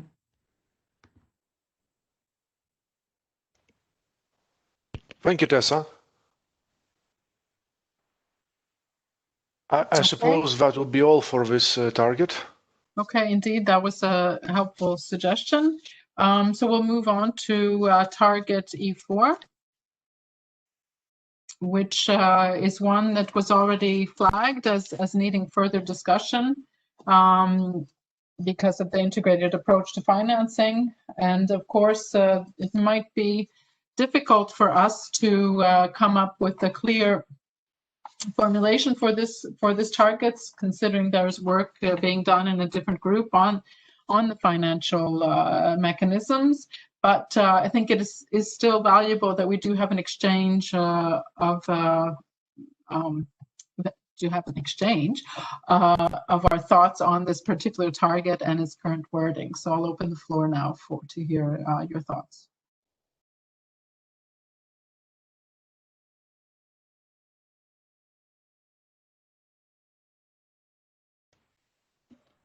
I see Priscilla Alves from Brazil. Please go ahead, Priscilla.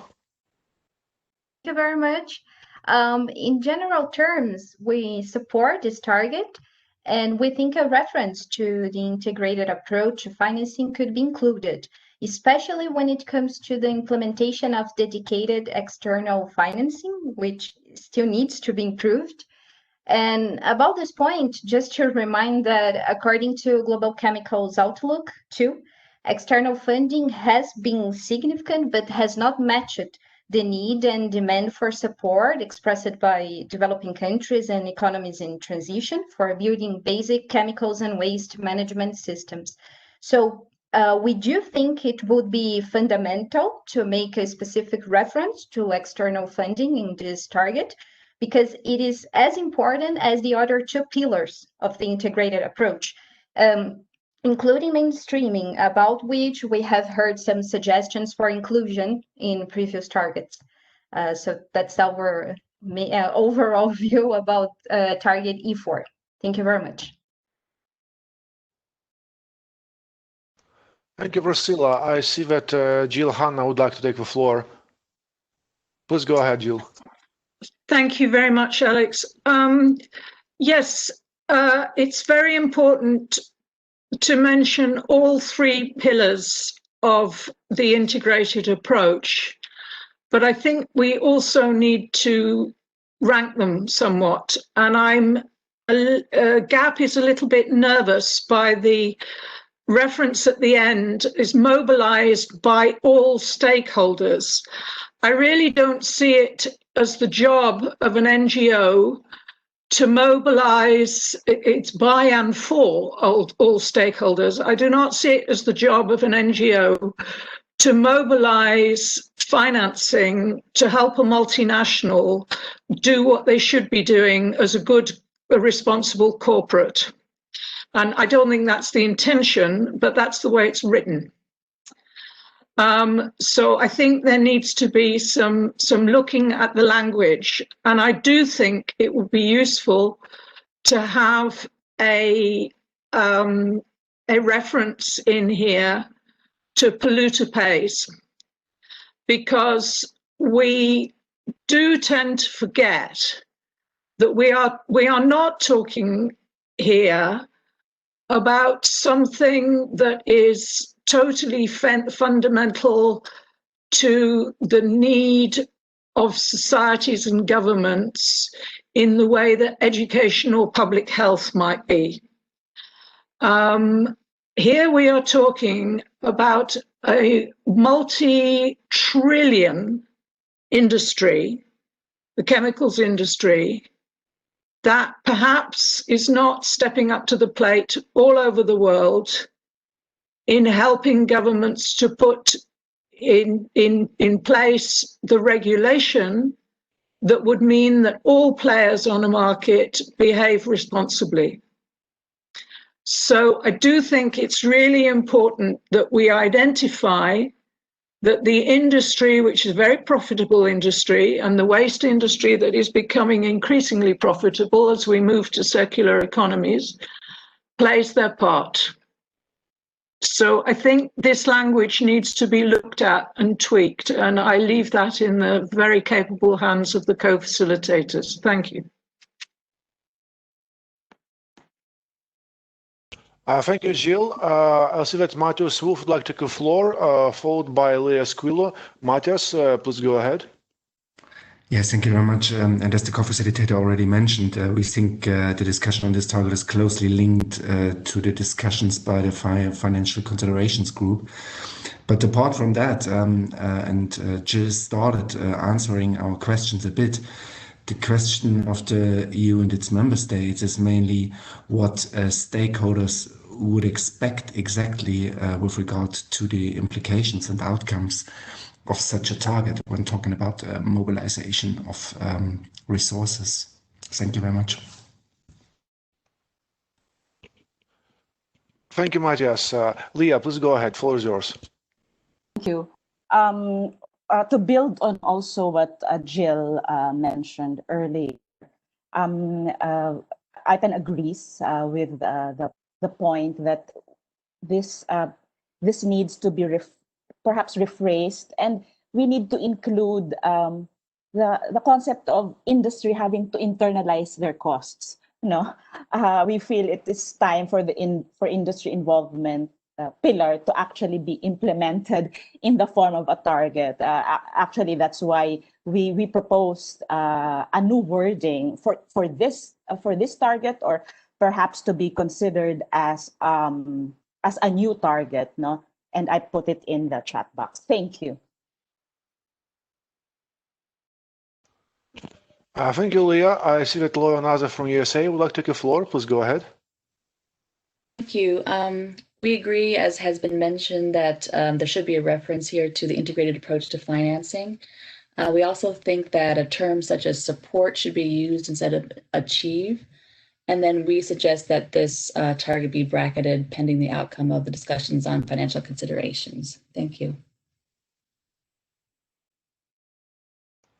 Thank you, Laura. Ellen Strahler will be next, followed by Anastasia Sweringen. Ellen, please go ahead. Many thanks. I was just going to support the interventions of a range of colleagues who have gone before me that we really would like to see a reference to the integrated approach to financing in this target.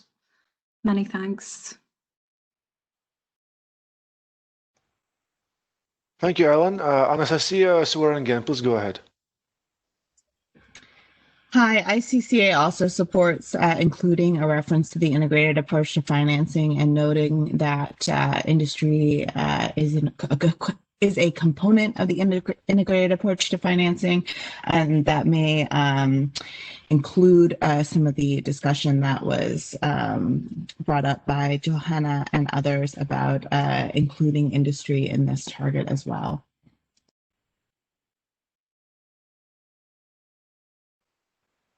Thank you, Anastasia. Odin Hegeland, the floor is yours. Please go ahead. Yes, thank you very much. Just a quick point. We would also like to see the reference to the integrated approach in the target text. And we also suggest that the 3 pillars are included as indicators later on. And we agree with the US that we need to see the outcome from the finance discussions before we finalize the text of this target. Thank you. Thank you, Odin. Are there any other comments? I don't see anybody raising their hand.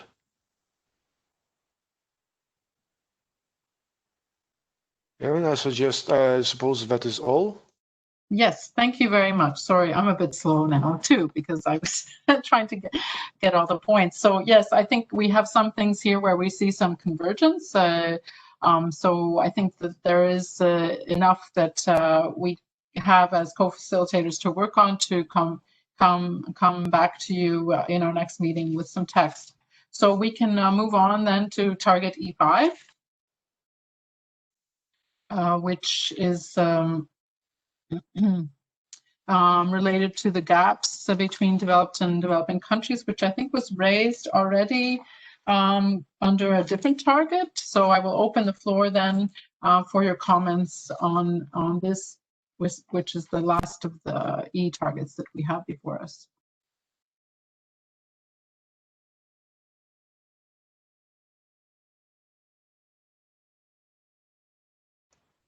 I see Priscilla Alves from Brazil wishing to take the floor.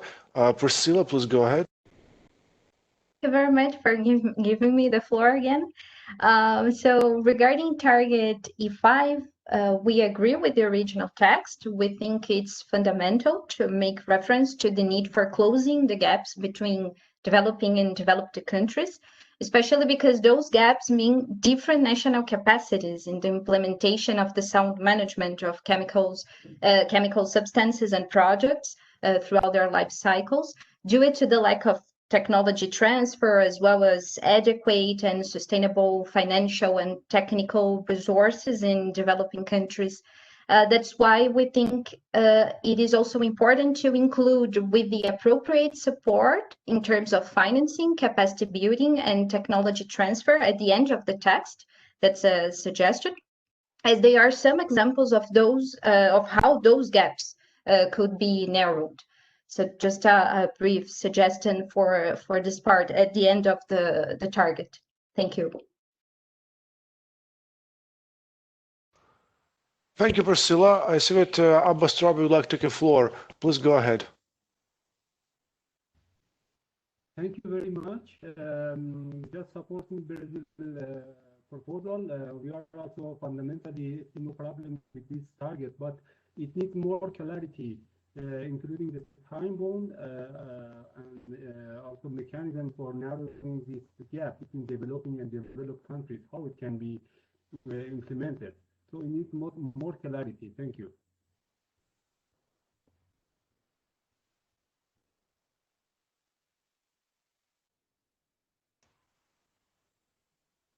Thank you, Abbas. I see no further comments of. Oh, sorry. I see Laura Nazer from ESA would like to take a floor, followed by Abbas Trabi again. Laura, please go ahead. Thank you. We just want to note the difficulty of defining and measuring gaps. There's not a specified gap between developed countries and all developing countries. And as phrased, it seems like it could be met by rolling back chemical management in countries. Target should be framed as improving chemicals management, and also we suggest it be bracketed pending the outcome of the finance discussion. Thank you. Thank you for comments, Laura. Anybody else will take a floor?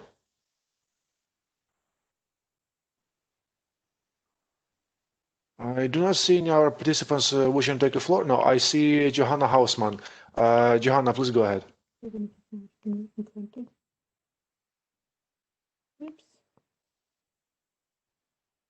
Hello. Hello, everybody. I'm from WCF, and we just want to strengthen a little bit target E5 by changing from narrowed to eliminated. So the implementation of sound management of chemicals are identified and eliminated. Thank you very much.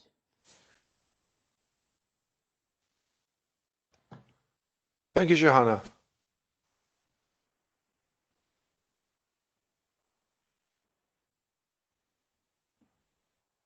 It seems like there are no further comments on this target. Okay, thank you.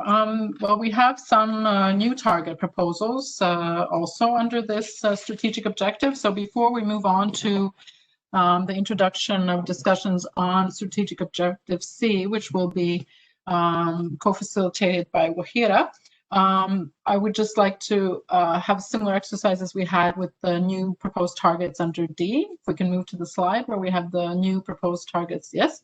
So here we have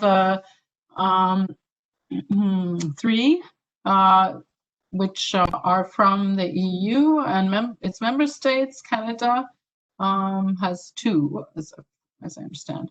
So if we could just have then, sorry, no, Canada has one, but there's an explanation included here. So if we can just have the EU and its member states represented as well as Canada, just to explain the new targets that they propose, and then we can have a short exchange on these two proposed new targets.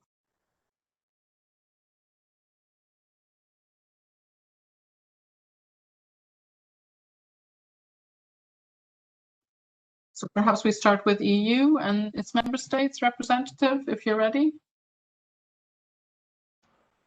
I see that Matthias Wolf is ready. Matthias, please have the floor. Yes, thank you very much. Yeah, cost recovery mechanisms are one of the key elements of the integrated approach to financing, and even more, they're key to maintain sustainable chemical safety systems at a national level. So that's why we think it's worth to consider having a target on cost recovery mechanisms at a national level, including other instruments for internalization of costs. But we also see that linked to the discussions in the financial group, and so didn't make a proposal yet. Yeah, but should keep that in mind. Thank you very much. Okay, thank you very much. Then Canada, please. Hi, this is Victoria. Can you hear me? Hello, can you hear me? Yes, we can. Yes, yes, yes. Right. So we proposed this target in reviewing the entire text of the compilation document and reflecting on conversations that have taken place in other virtual working groups. We noted that the need to find linkages with other priority global issues seemed to be missing in the targets, and so we thought that would be the place to address that issue, and we proposed the target that you have before you, that all stakeholders would identify and strengthen synergies and linkages and waste, and other environmental, health, and societal priorities such as climate change, biodiversity, human rights, universal health coverage, and primary health care. So we thought we wanted to broaden it to include the priority issues in other sectors as well. So that's why we've included for the health sector, universal health coverage and primary health care. And for us, this is a huge issue for the health sector worldwide. There's a lot of push for countries to introduce universal health care and primary health care, universal health coverage and primary health care. And we see that, with the global burden of disease, as the WHO has outlined, of 25%, it's hard to imagine that you could possibly introduce these things without considering the impacts of environmental risk factors, including chemicals management. Thank you. Okay, so before we move on to strategic objective C and being mindful of time, is there any other contributions, just or reflections that you would like to say on these new targets?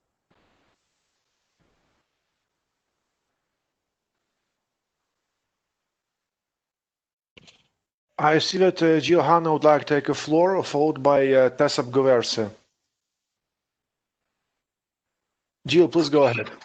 Thank you very much. And thanks to the EU and the member states for talking about cost recovery mechanisms, which would be something that GAP would support very strongly.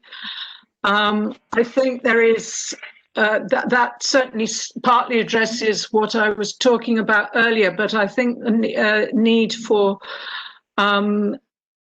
talking about, the internalization of costs is also very important there. And I would just like to give my thanks to ICCA for being supportive in this regard. I think that's very helpful. So certainly I see quite a lot in what the EU and the member states, the concepts they are putting there, which would help towards what I was talking about, the need to fully involve the industry. On the Canadian suggestion, this is really interesting, and we too have worked on the linkages between pollution and climate change. We haven't worked so far on biodiversity, but we're very conscious of that.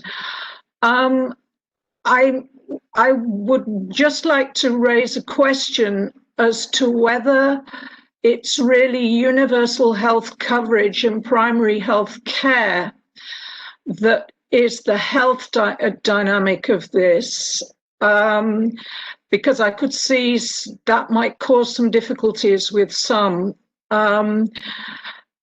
For us, we've done a lot of research on the links between non-communicable diseases and pollution links. And if we might want to have the concept of preventative health care as the focus here, because an awful lot of primary health resources get spent on dealing with people who are ill rather than preventing them becoming ill through pollution in particular. And our experience is that most health ministries and ministries of finance are not really aware of the savings in health costs that can be made by making sure you don't have the pollution in the first place. So we just wonder if Canada might like to reflect a bit further as to whether it's universal health coverage and primary health care, which are both extremely useful when you're ill, is the thing we really want here, or preventative health, a preventative approach to health. Thank you. Thank you, Jill. Next will be Tessa, followed by Alexandra Catterbow, followed by Carolyn Wickers, followed by Priscilla Alves. Tessa, please go ahead. Thank you very much. UNEP strongly supports the proposal of Canada to link to the other priority issues under the, for example, biodiversity, climate change agenda, and the others mentioned, and possibly also to the world of work. And we also would like to express our support for the proposal of the EU and member states, and we thank them for these proposals. Thank you. Thank you, Tessa. Alexandra Ketterbowl, please go ahead. Thank you for giving me the floor. We would like to highlight that there is a target proposed by IPEN that there should at least be 50% of financing come from the private sector through taxes and contributions to a global fund. This also is linked to the CL and IPEN proposal for financing that you probably all know. And yeah, this relates to the polluter pays principle. And also we find the idea from the EU and its member states very interesting to have such a new target. Thank you.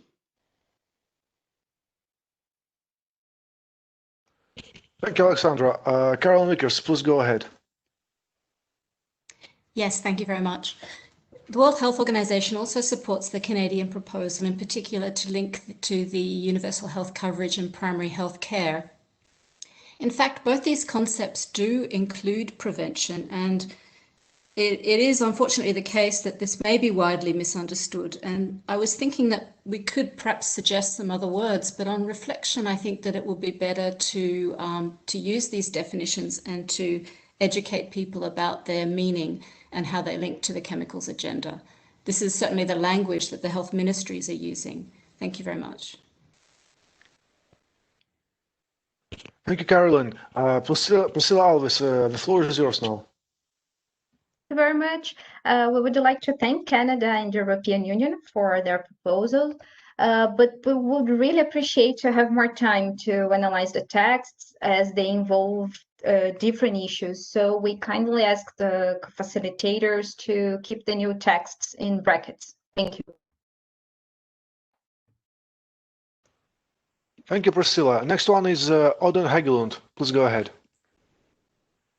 Yes, thank you very much to Canada and to the European Union and its member states for these proposals. We would like to support the Canadian proposal on the strengthening of synergies between the chemicals and waste area and other areas. However, it may be needed to specify and make the target a little bit more measurable in order to make it smart. We also would like to voice our support to the EU and the member states proposal. However, we see the point that we need to see the outcome of the finance discussions before we make a specific text proposal on this. Thank you. Thank you, Odin. Any further comments on this topic? Okay, thank you. It seems everyone has who wanted to express their view has expressed. So what we'll do now is to move on to introduction of the strategic objective C targets, which Wahida will take on the co-facilitator role now. And just to know, we're just having general discussion right now.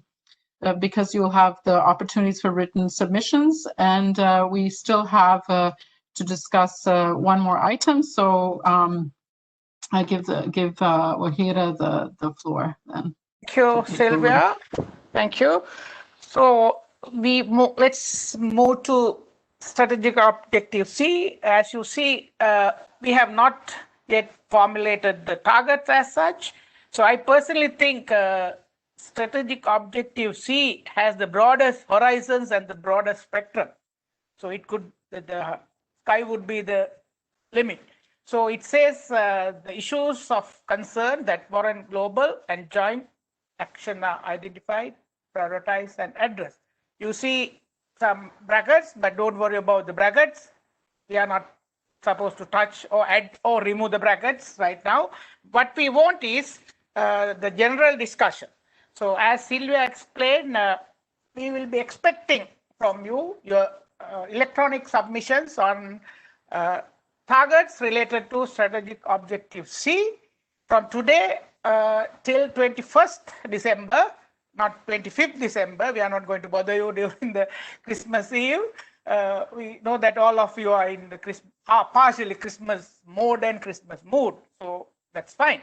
So from today onwards till 21st December, you have time, 2 weeks, to electronically submit your proposals, and the floor is now open for general discussion on strategic objectives T and related targets. As you see, the considerations, it's a very broad considerations, right? So there are emerging policy issues, burden of diseases, new chemicals, financing. So it's a very broad objective, and now I open the floor for you to have general comments on strategic objective C related targets. So please, Brenda, I'm going to regulate. Yes, please. Thanks, Wahira. I'm happy to take the speakers list for you if you wish. So we're opening to general comments on strategic objective C, and we'll have a follow-up opportunity for written comments directly following this call. So would anyone like to take the floor?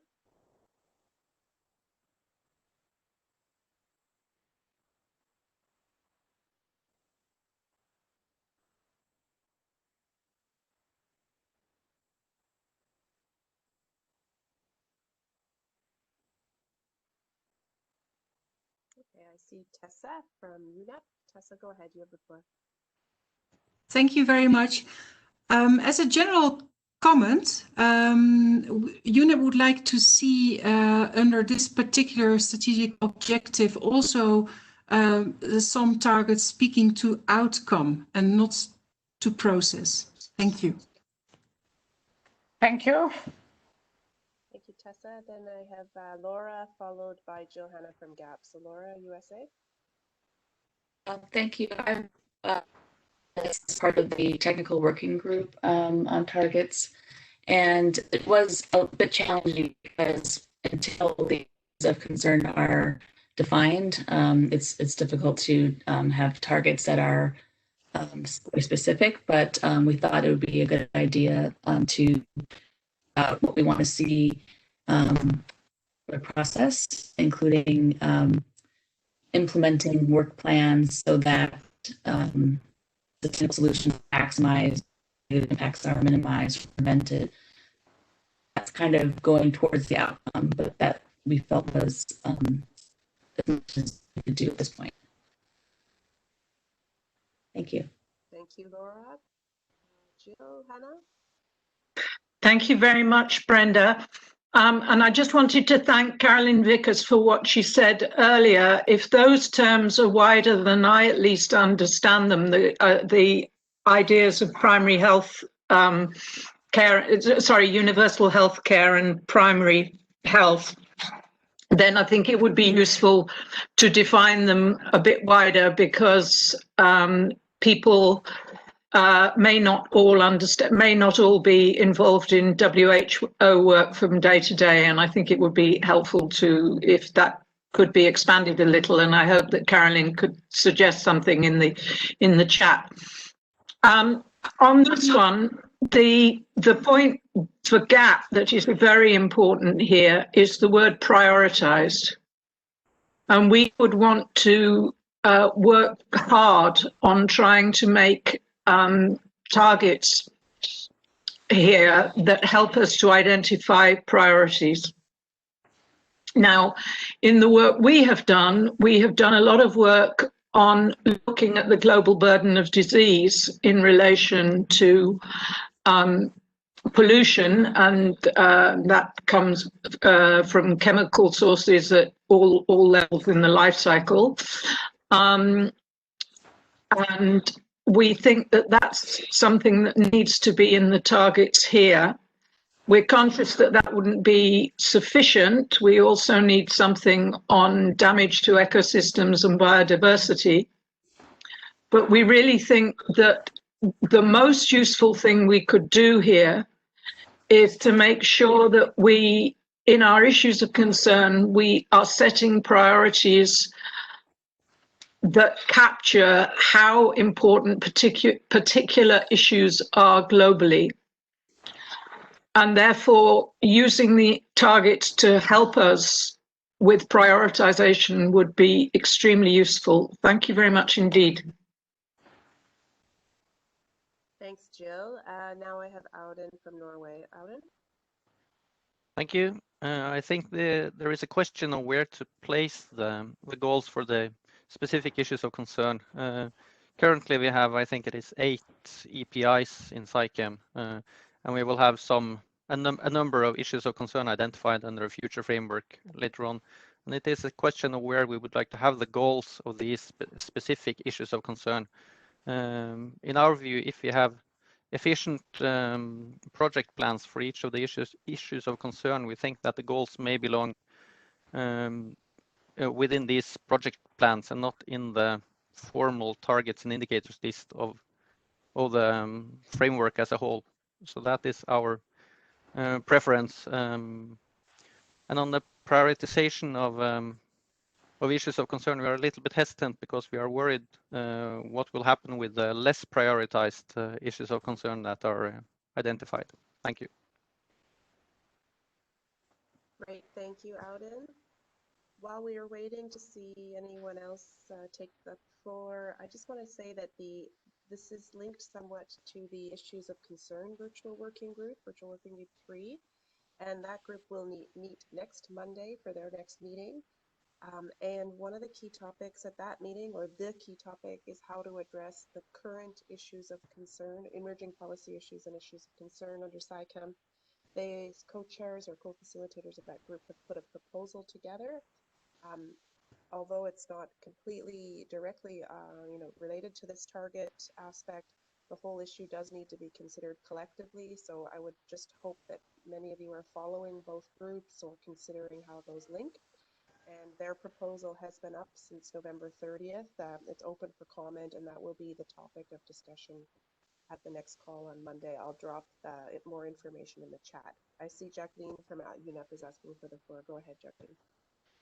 Yes, thank you very much. And we would like, as UNEP, to make a reflection on what Norway has just indicated.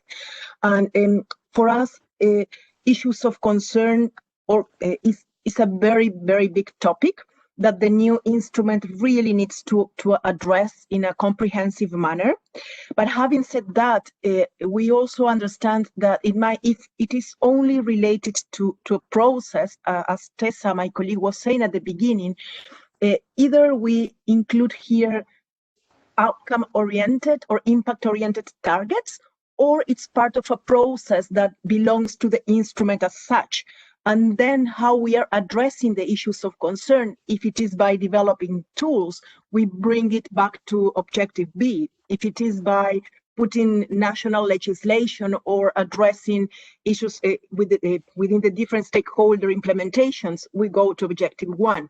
So I guess that there are different ways of doing it, but we don't want to preempt any thinking here, including for us. We would like really to understand a little more how the issues of concern virtual group comes to some kind of agreement or conclusion before really discussing a little further. But we think that this objective is key as such. The question is, do we need it as an objective or do we need it as a process area? We have work plans also in others. So that was my point. Thank you very much. Thank you, Jacqueline. I see Terry. Hi, please. Terry, please, you have the floor. Thank you, Brenda. Can you hear me? Yeah, yes, please, Okay. go ahead. Yes, thank you for all your introduction. And this is Terry Hams from Japan. I just want to ask you the procedure. Is this target, would this target be discussed under virtual working groups 3, or just for us. Just I want to ask the about the mandate. Which group should discuss this target issue on C? Because we have not finished the discussion on the issue of concern in the virtual working groups 3. So it is a bit difficult to discuss in our group about this. But just I wonder whether the working group 3 discusses this issue, or just us, who will discuss this target. Thank you. Just what I want to ask you to clarify. Thank you. Thank you, Terry. Well, here, if you may, maybe I'll just make a comment on that for Terry. I think that's why I just brought up the virtual working group 3. The virtual working group 3 is looking at the issues of concern generally, but as you can see here from Sylvia's message in the chat, the targets are to be discussed under this group here, and it's important that these two groups dialogue together. So that's why I just really want to highlight that next Monday we'll be talking about the current emerging policy issues. First proposal from the co-facilitators based on the input they've received going on next week. And it's really important that these two discussions are connected, but the targets themselves will be discussed under this group. And I think it's timely that our next meeting doesn't happen until after the virtual working group on issues of concern meets next week. I hope that helps a bit. Yes, I fully endorse Brenda. Let's first discuss, and then we'll also discuss with the group 3, and then we'll see whether there is overlapping, duplicating, and so we'll come to a final conclusion thereafter.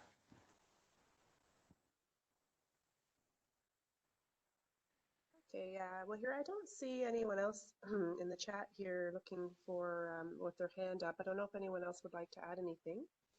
Okay, then shall we move to the next item, Brenda?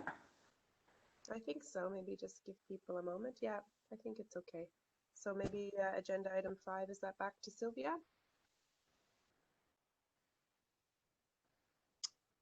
Yes, back to me. So before our next meeting, so there's a lot to do on both our sides, I think, until the next meeting.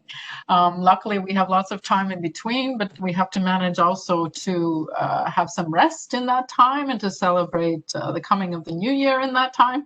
So a lot of things that need to be done, and we definitely should not be neglecting ourselves and our rest and relaxation time in this period when we don't get out of the house very much. Some of us, I think, who are working from home a lot.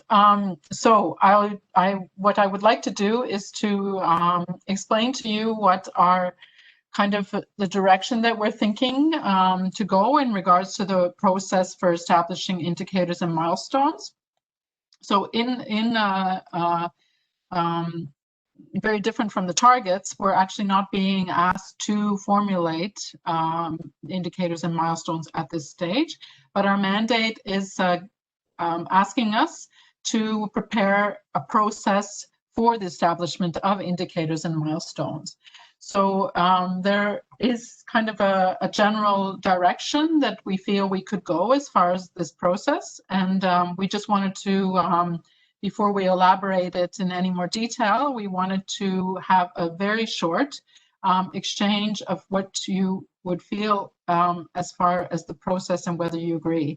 So one direction that we could go, which we would like to propose, it's clear that we have different levels of target formulations at this stage, certain challenges, chicken and egg situation with the other virtual working groups. But what we could do is at the end of our work next year, at the beginning of next year, is to define the work that we feel is ready to work further on identification of indicators and milestones. So we could set a scope that for an agreed set of targets that are ready in their formulation.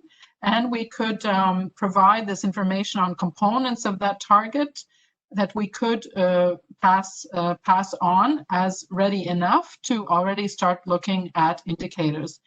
And then in terms of defining this work that we could give from this group, then we could possibly imagine that a group of experts during the process from the dissolution of the work of our virtual working group until the ICCM 5 and IP4 before that, that a group of experts could be looking at existing information and the list of indicators that we already have, and look at their relevance in terms of the agreed targets.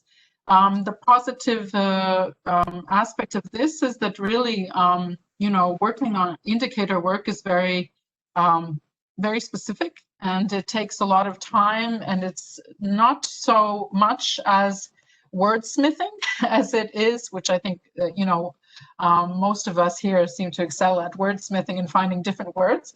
But indicators is more about really finding available data sources that would be relevant to the targets. So it's a different type of work, and that's why perhaps it's more something that experts in such indicators would be better at giving us, at spending their time to give us some information to work further.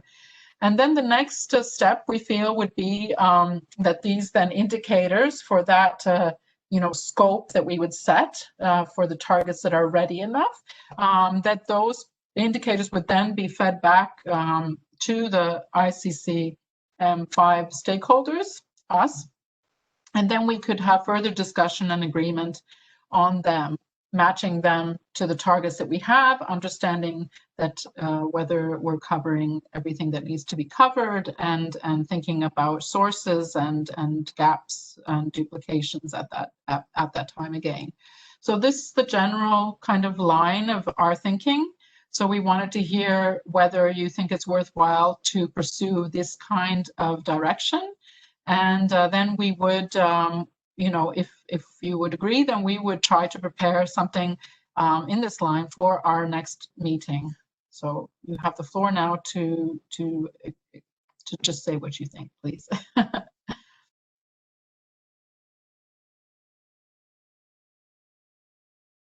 Okay, I see Deidre asking for the floor, and then Auden, Norway. Thank you, Brenda.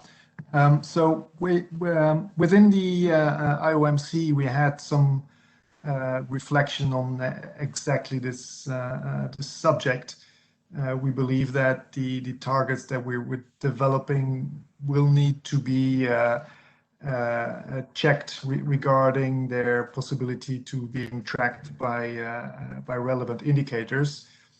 So we would very, very strongly support this proposal to have a group of experts starting to look at possible indicators to link to the targets that we are developing, and also the IOMC is willing to contribute quite strongly to such an exercise.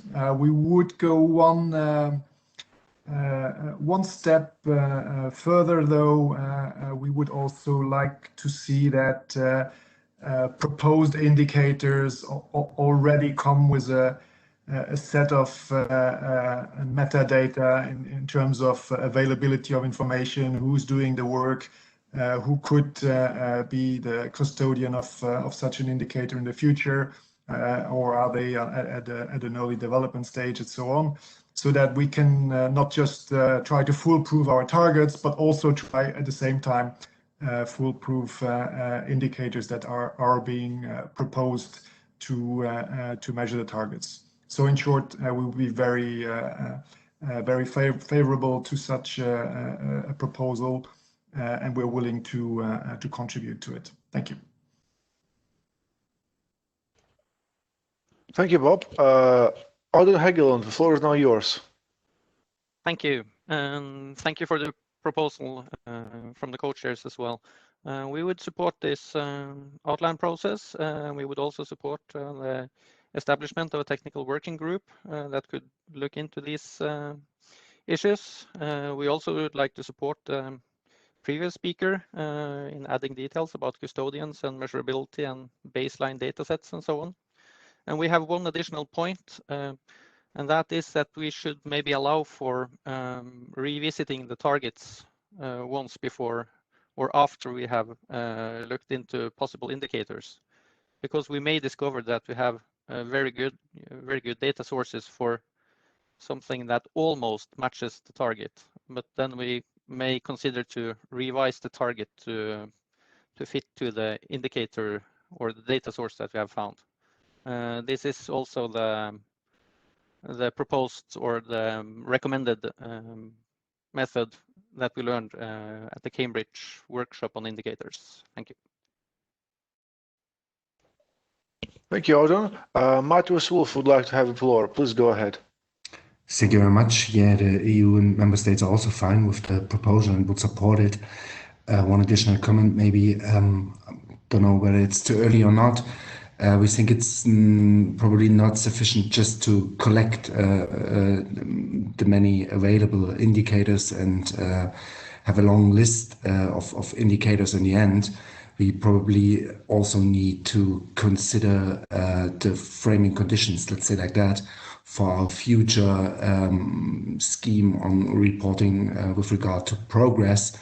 And in this regard, it will be necessary probably to limit the number of indicators we look onto. And that's a thing that should be considered in the further process when developing that list of indicators. Thank you very much.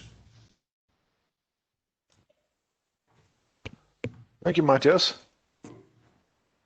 Any more comments? I just want to note that in the chat we also have Japan is supporting proposal and Canada also is supporting the proposal, including the intervention of the IOMC. So thank you for saving time and writing in the chat as well. Thank you, Sylvia. I see that Leah Esquilo wants to speak, followed by Priscilla Alves, followed by Michel Chirin, followed by Jacqueline Alvarez, followed by Ellen Strale. Leah, the floor is yours. Thank you so much. Just a point of clarification. While, of course, we agree and support that there should be a process to establish indicators and milestones, I was just wondering, could I be clarified on that bullet on the scope of an agreed set of targets? Because when will this happen? When will this agreed set of targets happen? Isn't the timing of that also be in ICCM 5? Because as mentioned from the beginning, we are in the process I mean, before ICM 5, we're just gathering all the inputs. So when in terms of will we see this happen? Yeah. Thank you. Yeah, maybe I can clarify as far as the wording, perhaps. I didn't mean agreed targets, but that our group could define the scope and say that it doesn't apply to all the targets. So for instance, if we felt that we're not ready to move forward the targets or we're not comfortable to move forward the set of targets that is for strategic objective C, we could say that this group would work on the targets that are formulated for B, for instance, and A. This doesn't mean that the wording of the targets is agreed. It means that we agree on which group of targets we would like to move forward to that process. So I just wanted to leave it kind of open that we don't necessarily have to task a group to have to do the indicators for all of the targets at this time if we felt that some of them are not ready enough to actually have that process. So it doesn't mean that these targets in their formulations are agreed. I hope that clarifies. Thank you, Sylvia. Next one is up, Priscilla Alves. Priscilla, please go ahead. Thank you very much. In fact, I would like to kindly ask for clarification about which institution will create this group of experts. Does the mandate of this virtual working group encompass this task? Because we think it would be more appropriate to take a decision in this regard by the Bureau, maybe after consultations within the regions. I think it would be important to have more discussions about this idea. So would you like to ask for clarification about this point? Thank you.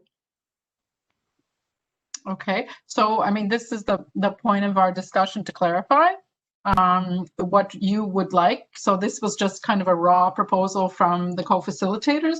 So indeed, I would assume that the process it would go through the Bureau, but in any case, the deliberations that we have here would be fed back to the Bureau. But I don't know if the Secretary wants to clarify as to the process of how this would move forward, because I think our group is stranger than others in the sense that we have had this technical working group in the intersessional process. So Brenda, do you want to clarify maybe? I'm not sure. I don't have a strong clarification. I guess it's a matter of, all of the materials from the virtual working groups will conclude, and one of your tasks was to propose recommendations for a process to establish indicators and milestones. So it's in your hands as a group and led by you, Sylvia and Wahira. And I think if the group would like them to be done through the Bureau, it's fine, but it is okay for the group to assess that. And it is part of, you have a bit of a different group because you have been asked to prepare recommendations for the process on indicators and milestones. Okay, but that, I guess that doesn't really clarify, but just kind of emphasizes the point you've made.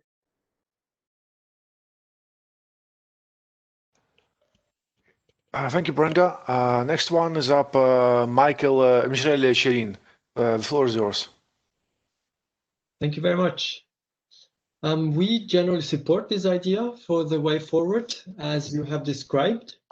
And the reactions that I've heard, I think, are also good considerations. Like Norway, we believe too that the option of going forth and back between the targets and the indicators and milestones is an important one. And we would also like to underline that we think the group should also work on the milestones also, especially because the timelines and milestones are important elements of measuring progress. And if work is being done on indicators to measure progress, then that would be an important element and should not be postponed to later to work on the milestones. And also the EU has had good reflections on the aspects of measuring progress. We also welcome the intervention of Bob from the OECD on behalf of the IOMC for their support in this work, and we think the elements mentioned are also important to be considered. Thanks. Thank you, Michel. Next one is Jacqueline Alvarez. Please go ahead. Yes, thank you very much, Alex. We would like to support what the previous speaker was saying in the need to the iteration within the targets and indicators, the issue of the milestones, but also as the TORs of this group have not been yet defined, we would also suggest to include a reflection on how those targets are really informing the objectives. We have been trying to do that within this group in any case, but if there are changes, then we might need to also advise ICCM or IP4 in relation to how the targets are responding to the objectives that we have not been discussing. That's one element. But the other element, and building on what my colleague from OECD was referring to, is that we understand we should maybe think of a two-track process or different tiers. Those indicators that we already know a methodology exists and it's possible to be used, then that's fine. But we also are having something new, so not everything will be already covered by existing methodologies. We are also establishing or creating or shaping the future for chemicals and waste. So in that sense, there will be some indicators that we might not have the methodology, but then the process should be, how do we establish the methodology? What is who is the custodian for that? So if the group can have also thinking on that would be very good. So then we solve the issues of existing things, we solve the issue of future, and the issue of those things that are important to have in this framework, but still needs to be further developed. Thank you. Thank you, Jacqueline. Next, the floor will go to Ellen Strale, followed by Jill Hanna, followed by Abbas Torabi, followed by Caroline Wickers. Ellen, the floor is yours. Please go ahead. Many thanks. I would just like to say that thank you to the co-facilitators for this proposal, and to say that we fully support the proposal made. I'm sure you are all aware that we've been advocating for the importance of indicators and the importance of measuring progress as part of the discussions in this process, and we stand ready to take an active role in these discussions. Many thanks. Thank you, Ellen. Jill Hanna, the floor is yours. Please go ahead.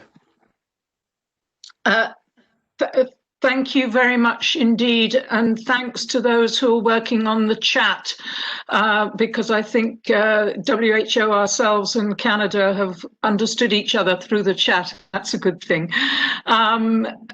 On the question of this indicators targets, yes, GAP would, like the UK, would be very interested in becoming involved. We do see it very much as an iterative process.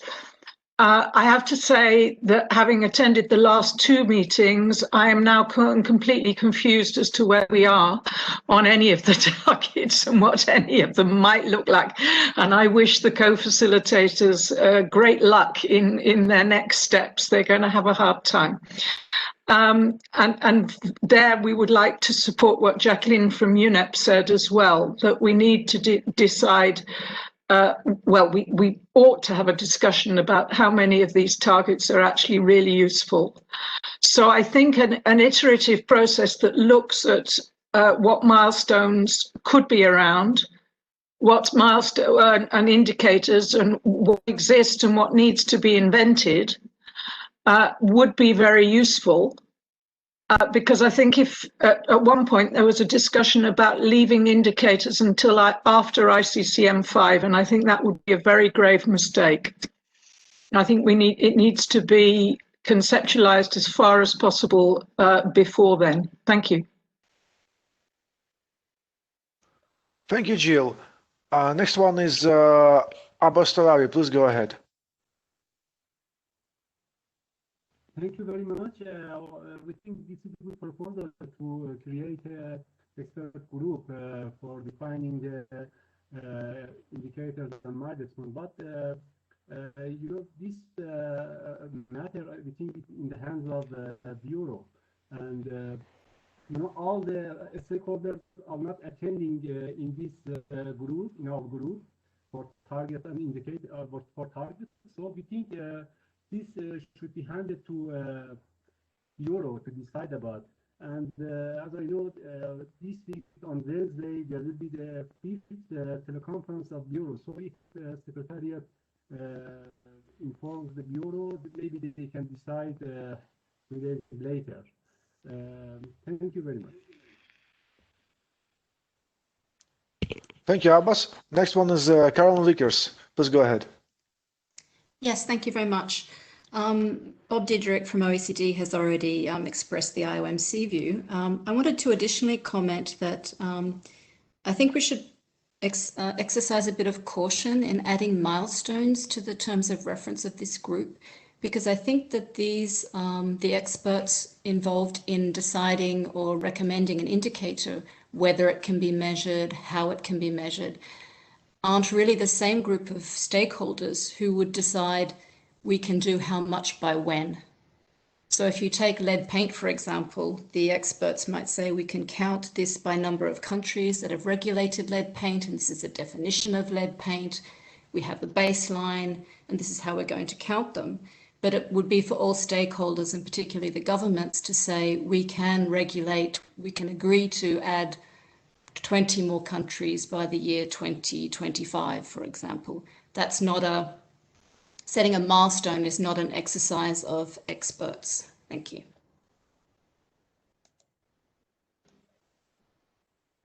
Thank you, Caroline. Anybody else wishing to take the floor?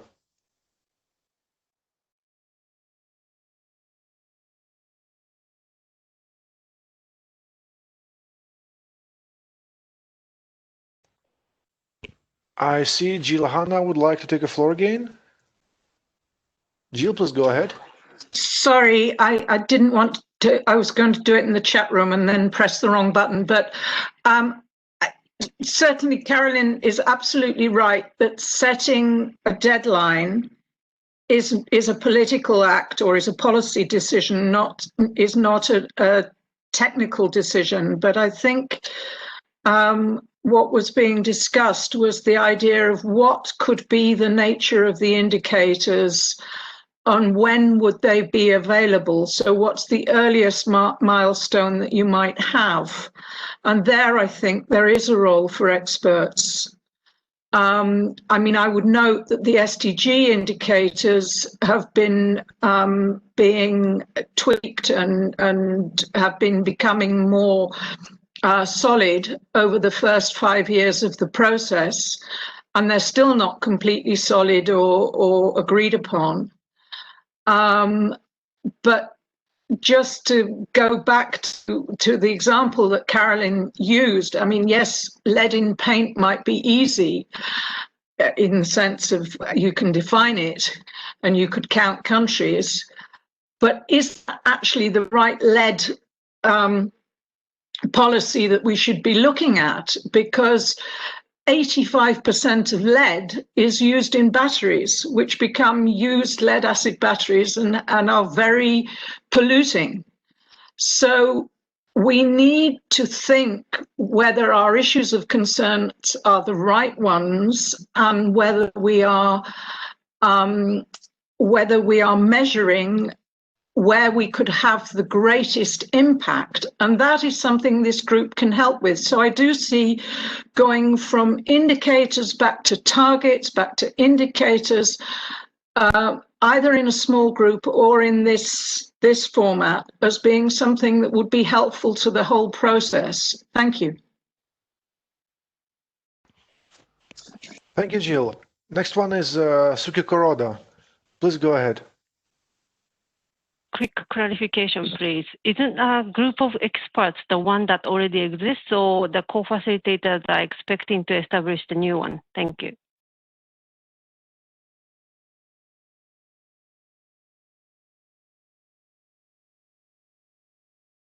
Do we have any more comments? Because then I could answer to everything, rounding it up first. Yes, has just appeared Ellen Strahle. The floor is yours. Please go ahead. Many thanks. So following the discussions, I was wondering whether it would be welcome, because the UK would stand ready to work with the IMC and the WNC to facilitate a series of virtual technical workshop sessions on indicators in February 2021. And as in support of the discussions, these would be very technical in nature with discussions led by experts in the field, but they could be open and inclusive to all. And we'd be happy to kind of facilitate that process to build on the previous work, both the technical working group and the workshop that we held in Cambridge in 2019. We would, we will work with others, of course, but this is just a proposal to support and facilitate the process going forward, as we feel indicators are important in these wider discussions. Many thanks. Thank you, Ellen. So I don't see any further comments, so I suppose you have now time to answer the question. Mm-hmm. Okay, so just to round our discussion, I understand that in general there is an agreement that and support for this work. As I perceive it, and I found in the discussion general agreement that the type of work that needs to be done on indicators, which is more about understanding where the data is available, looking at how these things are matched, that is a different type of work that we are doing here. That doesn't necessarily mean that some of us aren't good at doing both of this type of work, but understandably, I think that there might be a difference. So what we will do, I've heard also different views on the milestones issue. I think that's something for us to think about.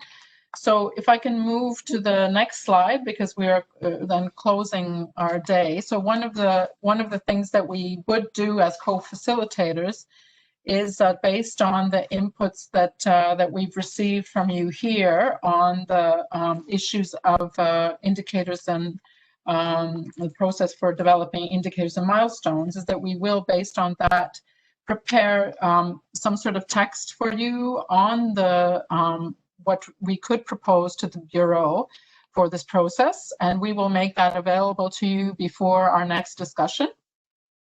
In addition to that, we have a request for electronic input from you.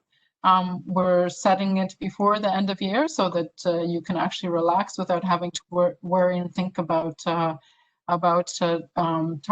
targets under Strategic Objective C. So there is, as it has been before, there is a template that we provided for your input, which we ask you kindly to use if it will make things easier for us to compile that information. The submissions then will start, from the moment we close this discussion until the 21st of December. And then we will be working on compiling that for you before our next meeting. So before our next meeting, you will have access to summarized summary of your submissions on the Strategic Objective C targets. We will also have, before our next meeting, in the week of 8th of January,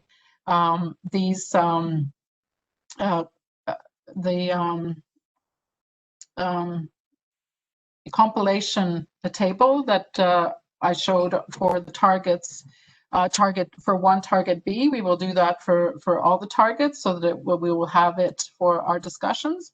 We will also release proposals on the strategic objective targets, taking into account your submissions and our discussions, and trying to see where we converge on these issues.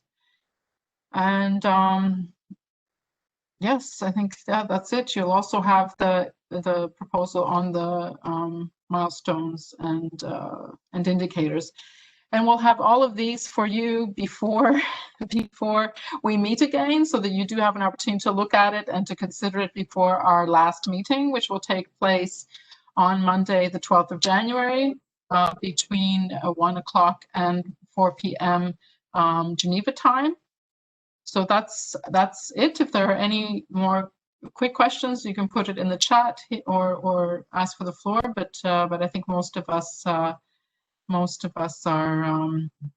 probably thinking about the next meeting or next thing we need to do today.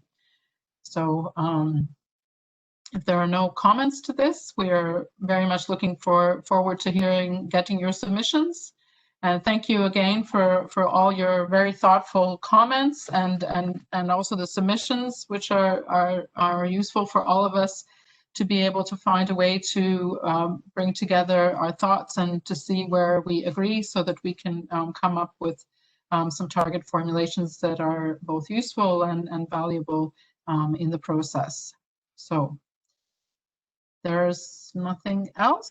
I see that Priscilla Alves from Brazil and Terry Hamizu from Japan would like to take the floor. Okay. We'll start with Priscilla Alves. Please go ahead. Thank you very much. I'm sorry, but I didn't understand when the proposals for next steps will be submitted to the Bureau. When will it happen?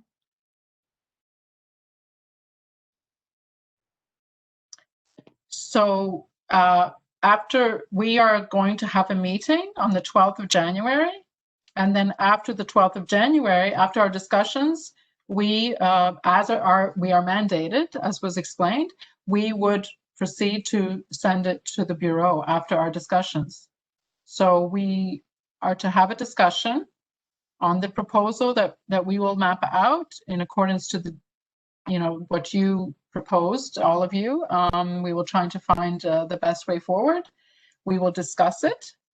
And then as we have been mandated and requested by the Bureau, we will give this process that we will have identified and agreed upon to the Bureau to take a look at.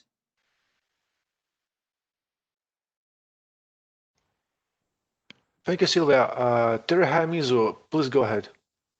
Thank you. I'm sorry for interruption at the very end, but just a clarification. The 8th of January is on Friday, and January 12th is Tuesday, not Monday, Tuesday. So we don't have enough time to think about your proposal. We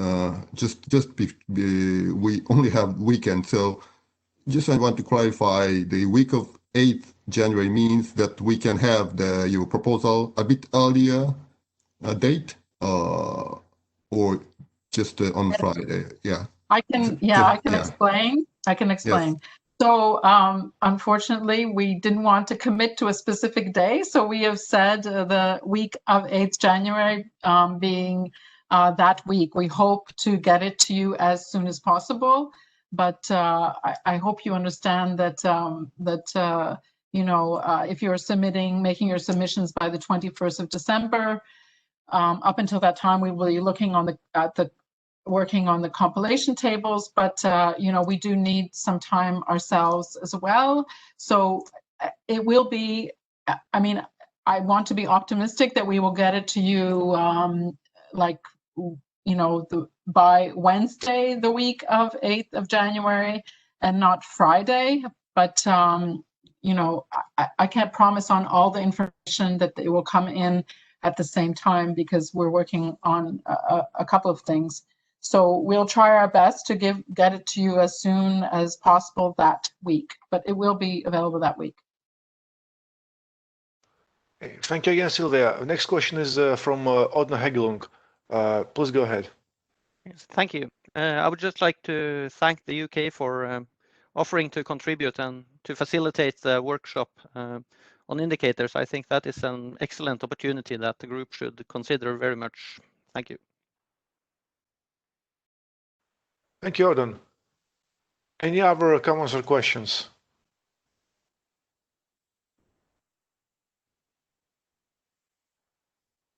So there are no more questions, yeah? Okay. No, it seems like that is all.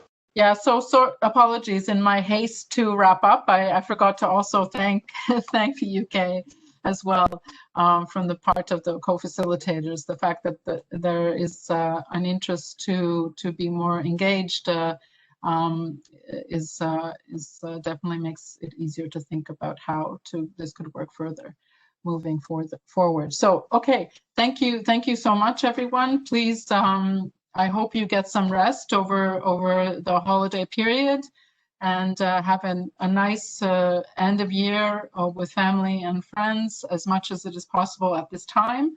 And thank you very, very much for your engagement. And again, we would just like from our side to express our deep, deep gratitude that you, amongst all the things you have to do, that you also dedicated your time to this issue. So thank you very much, and we look forward to seeing you next year.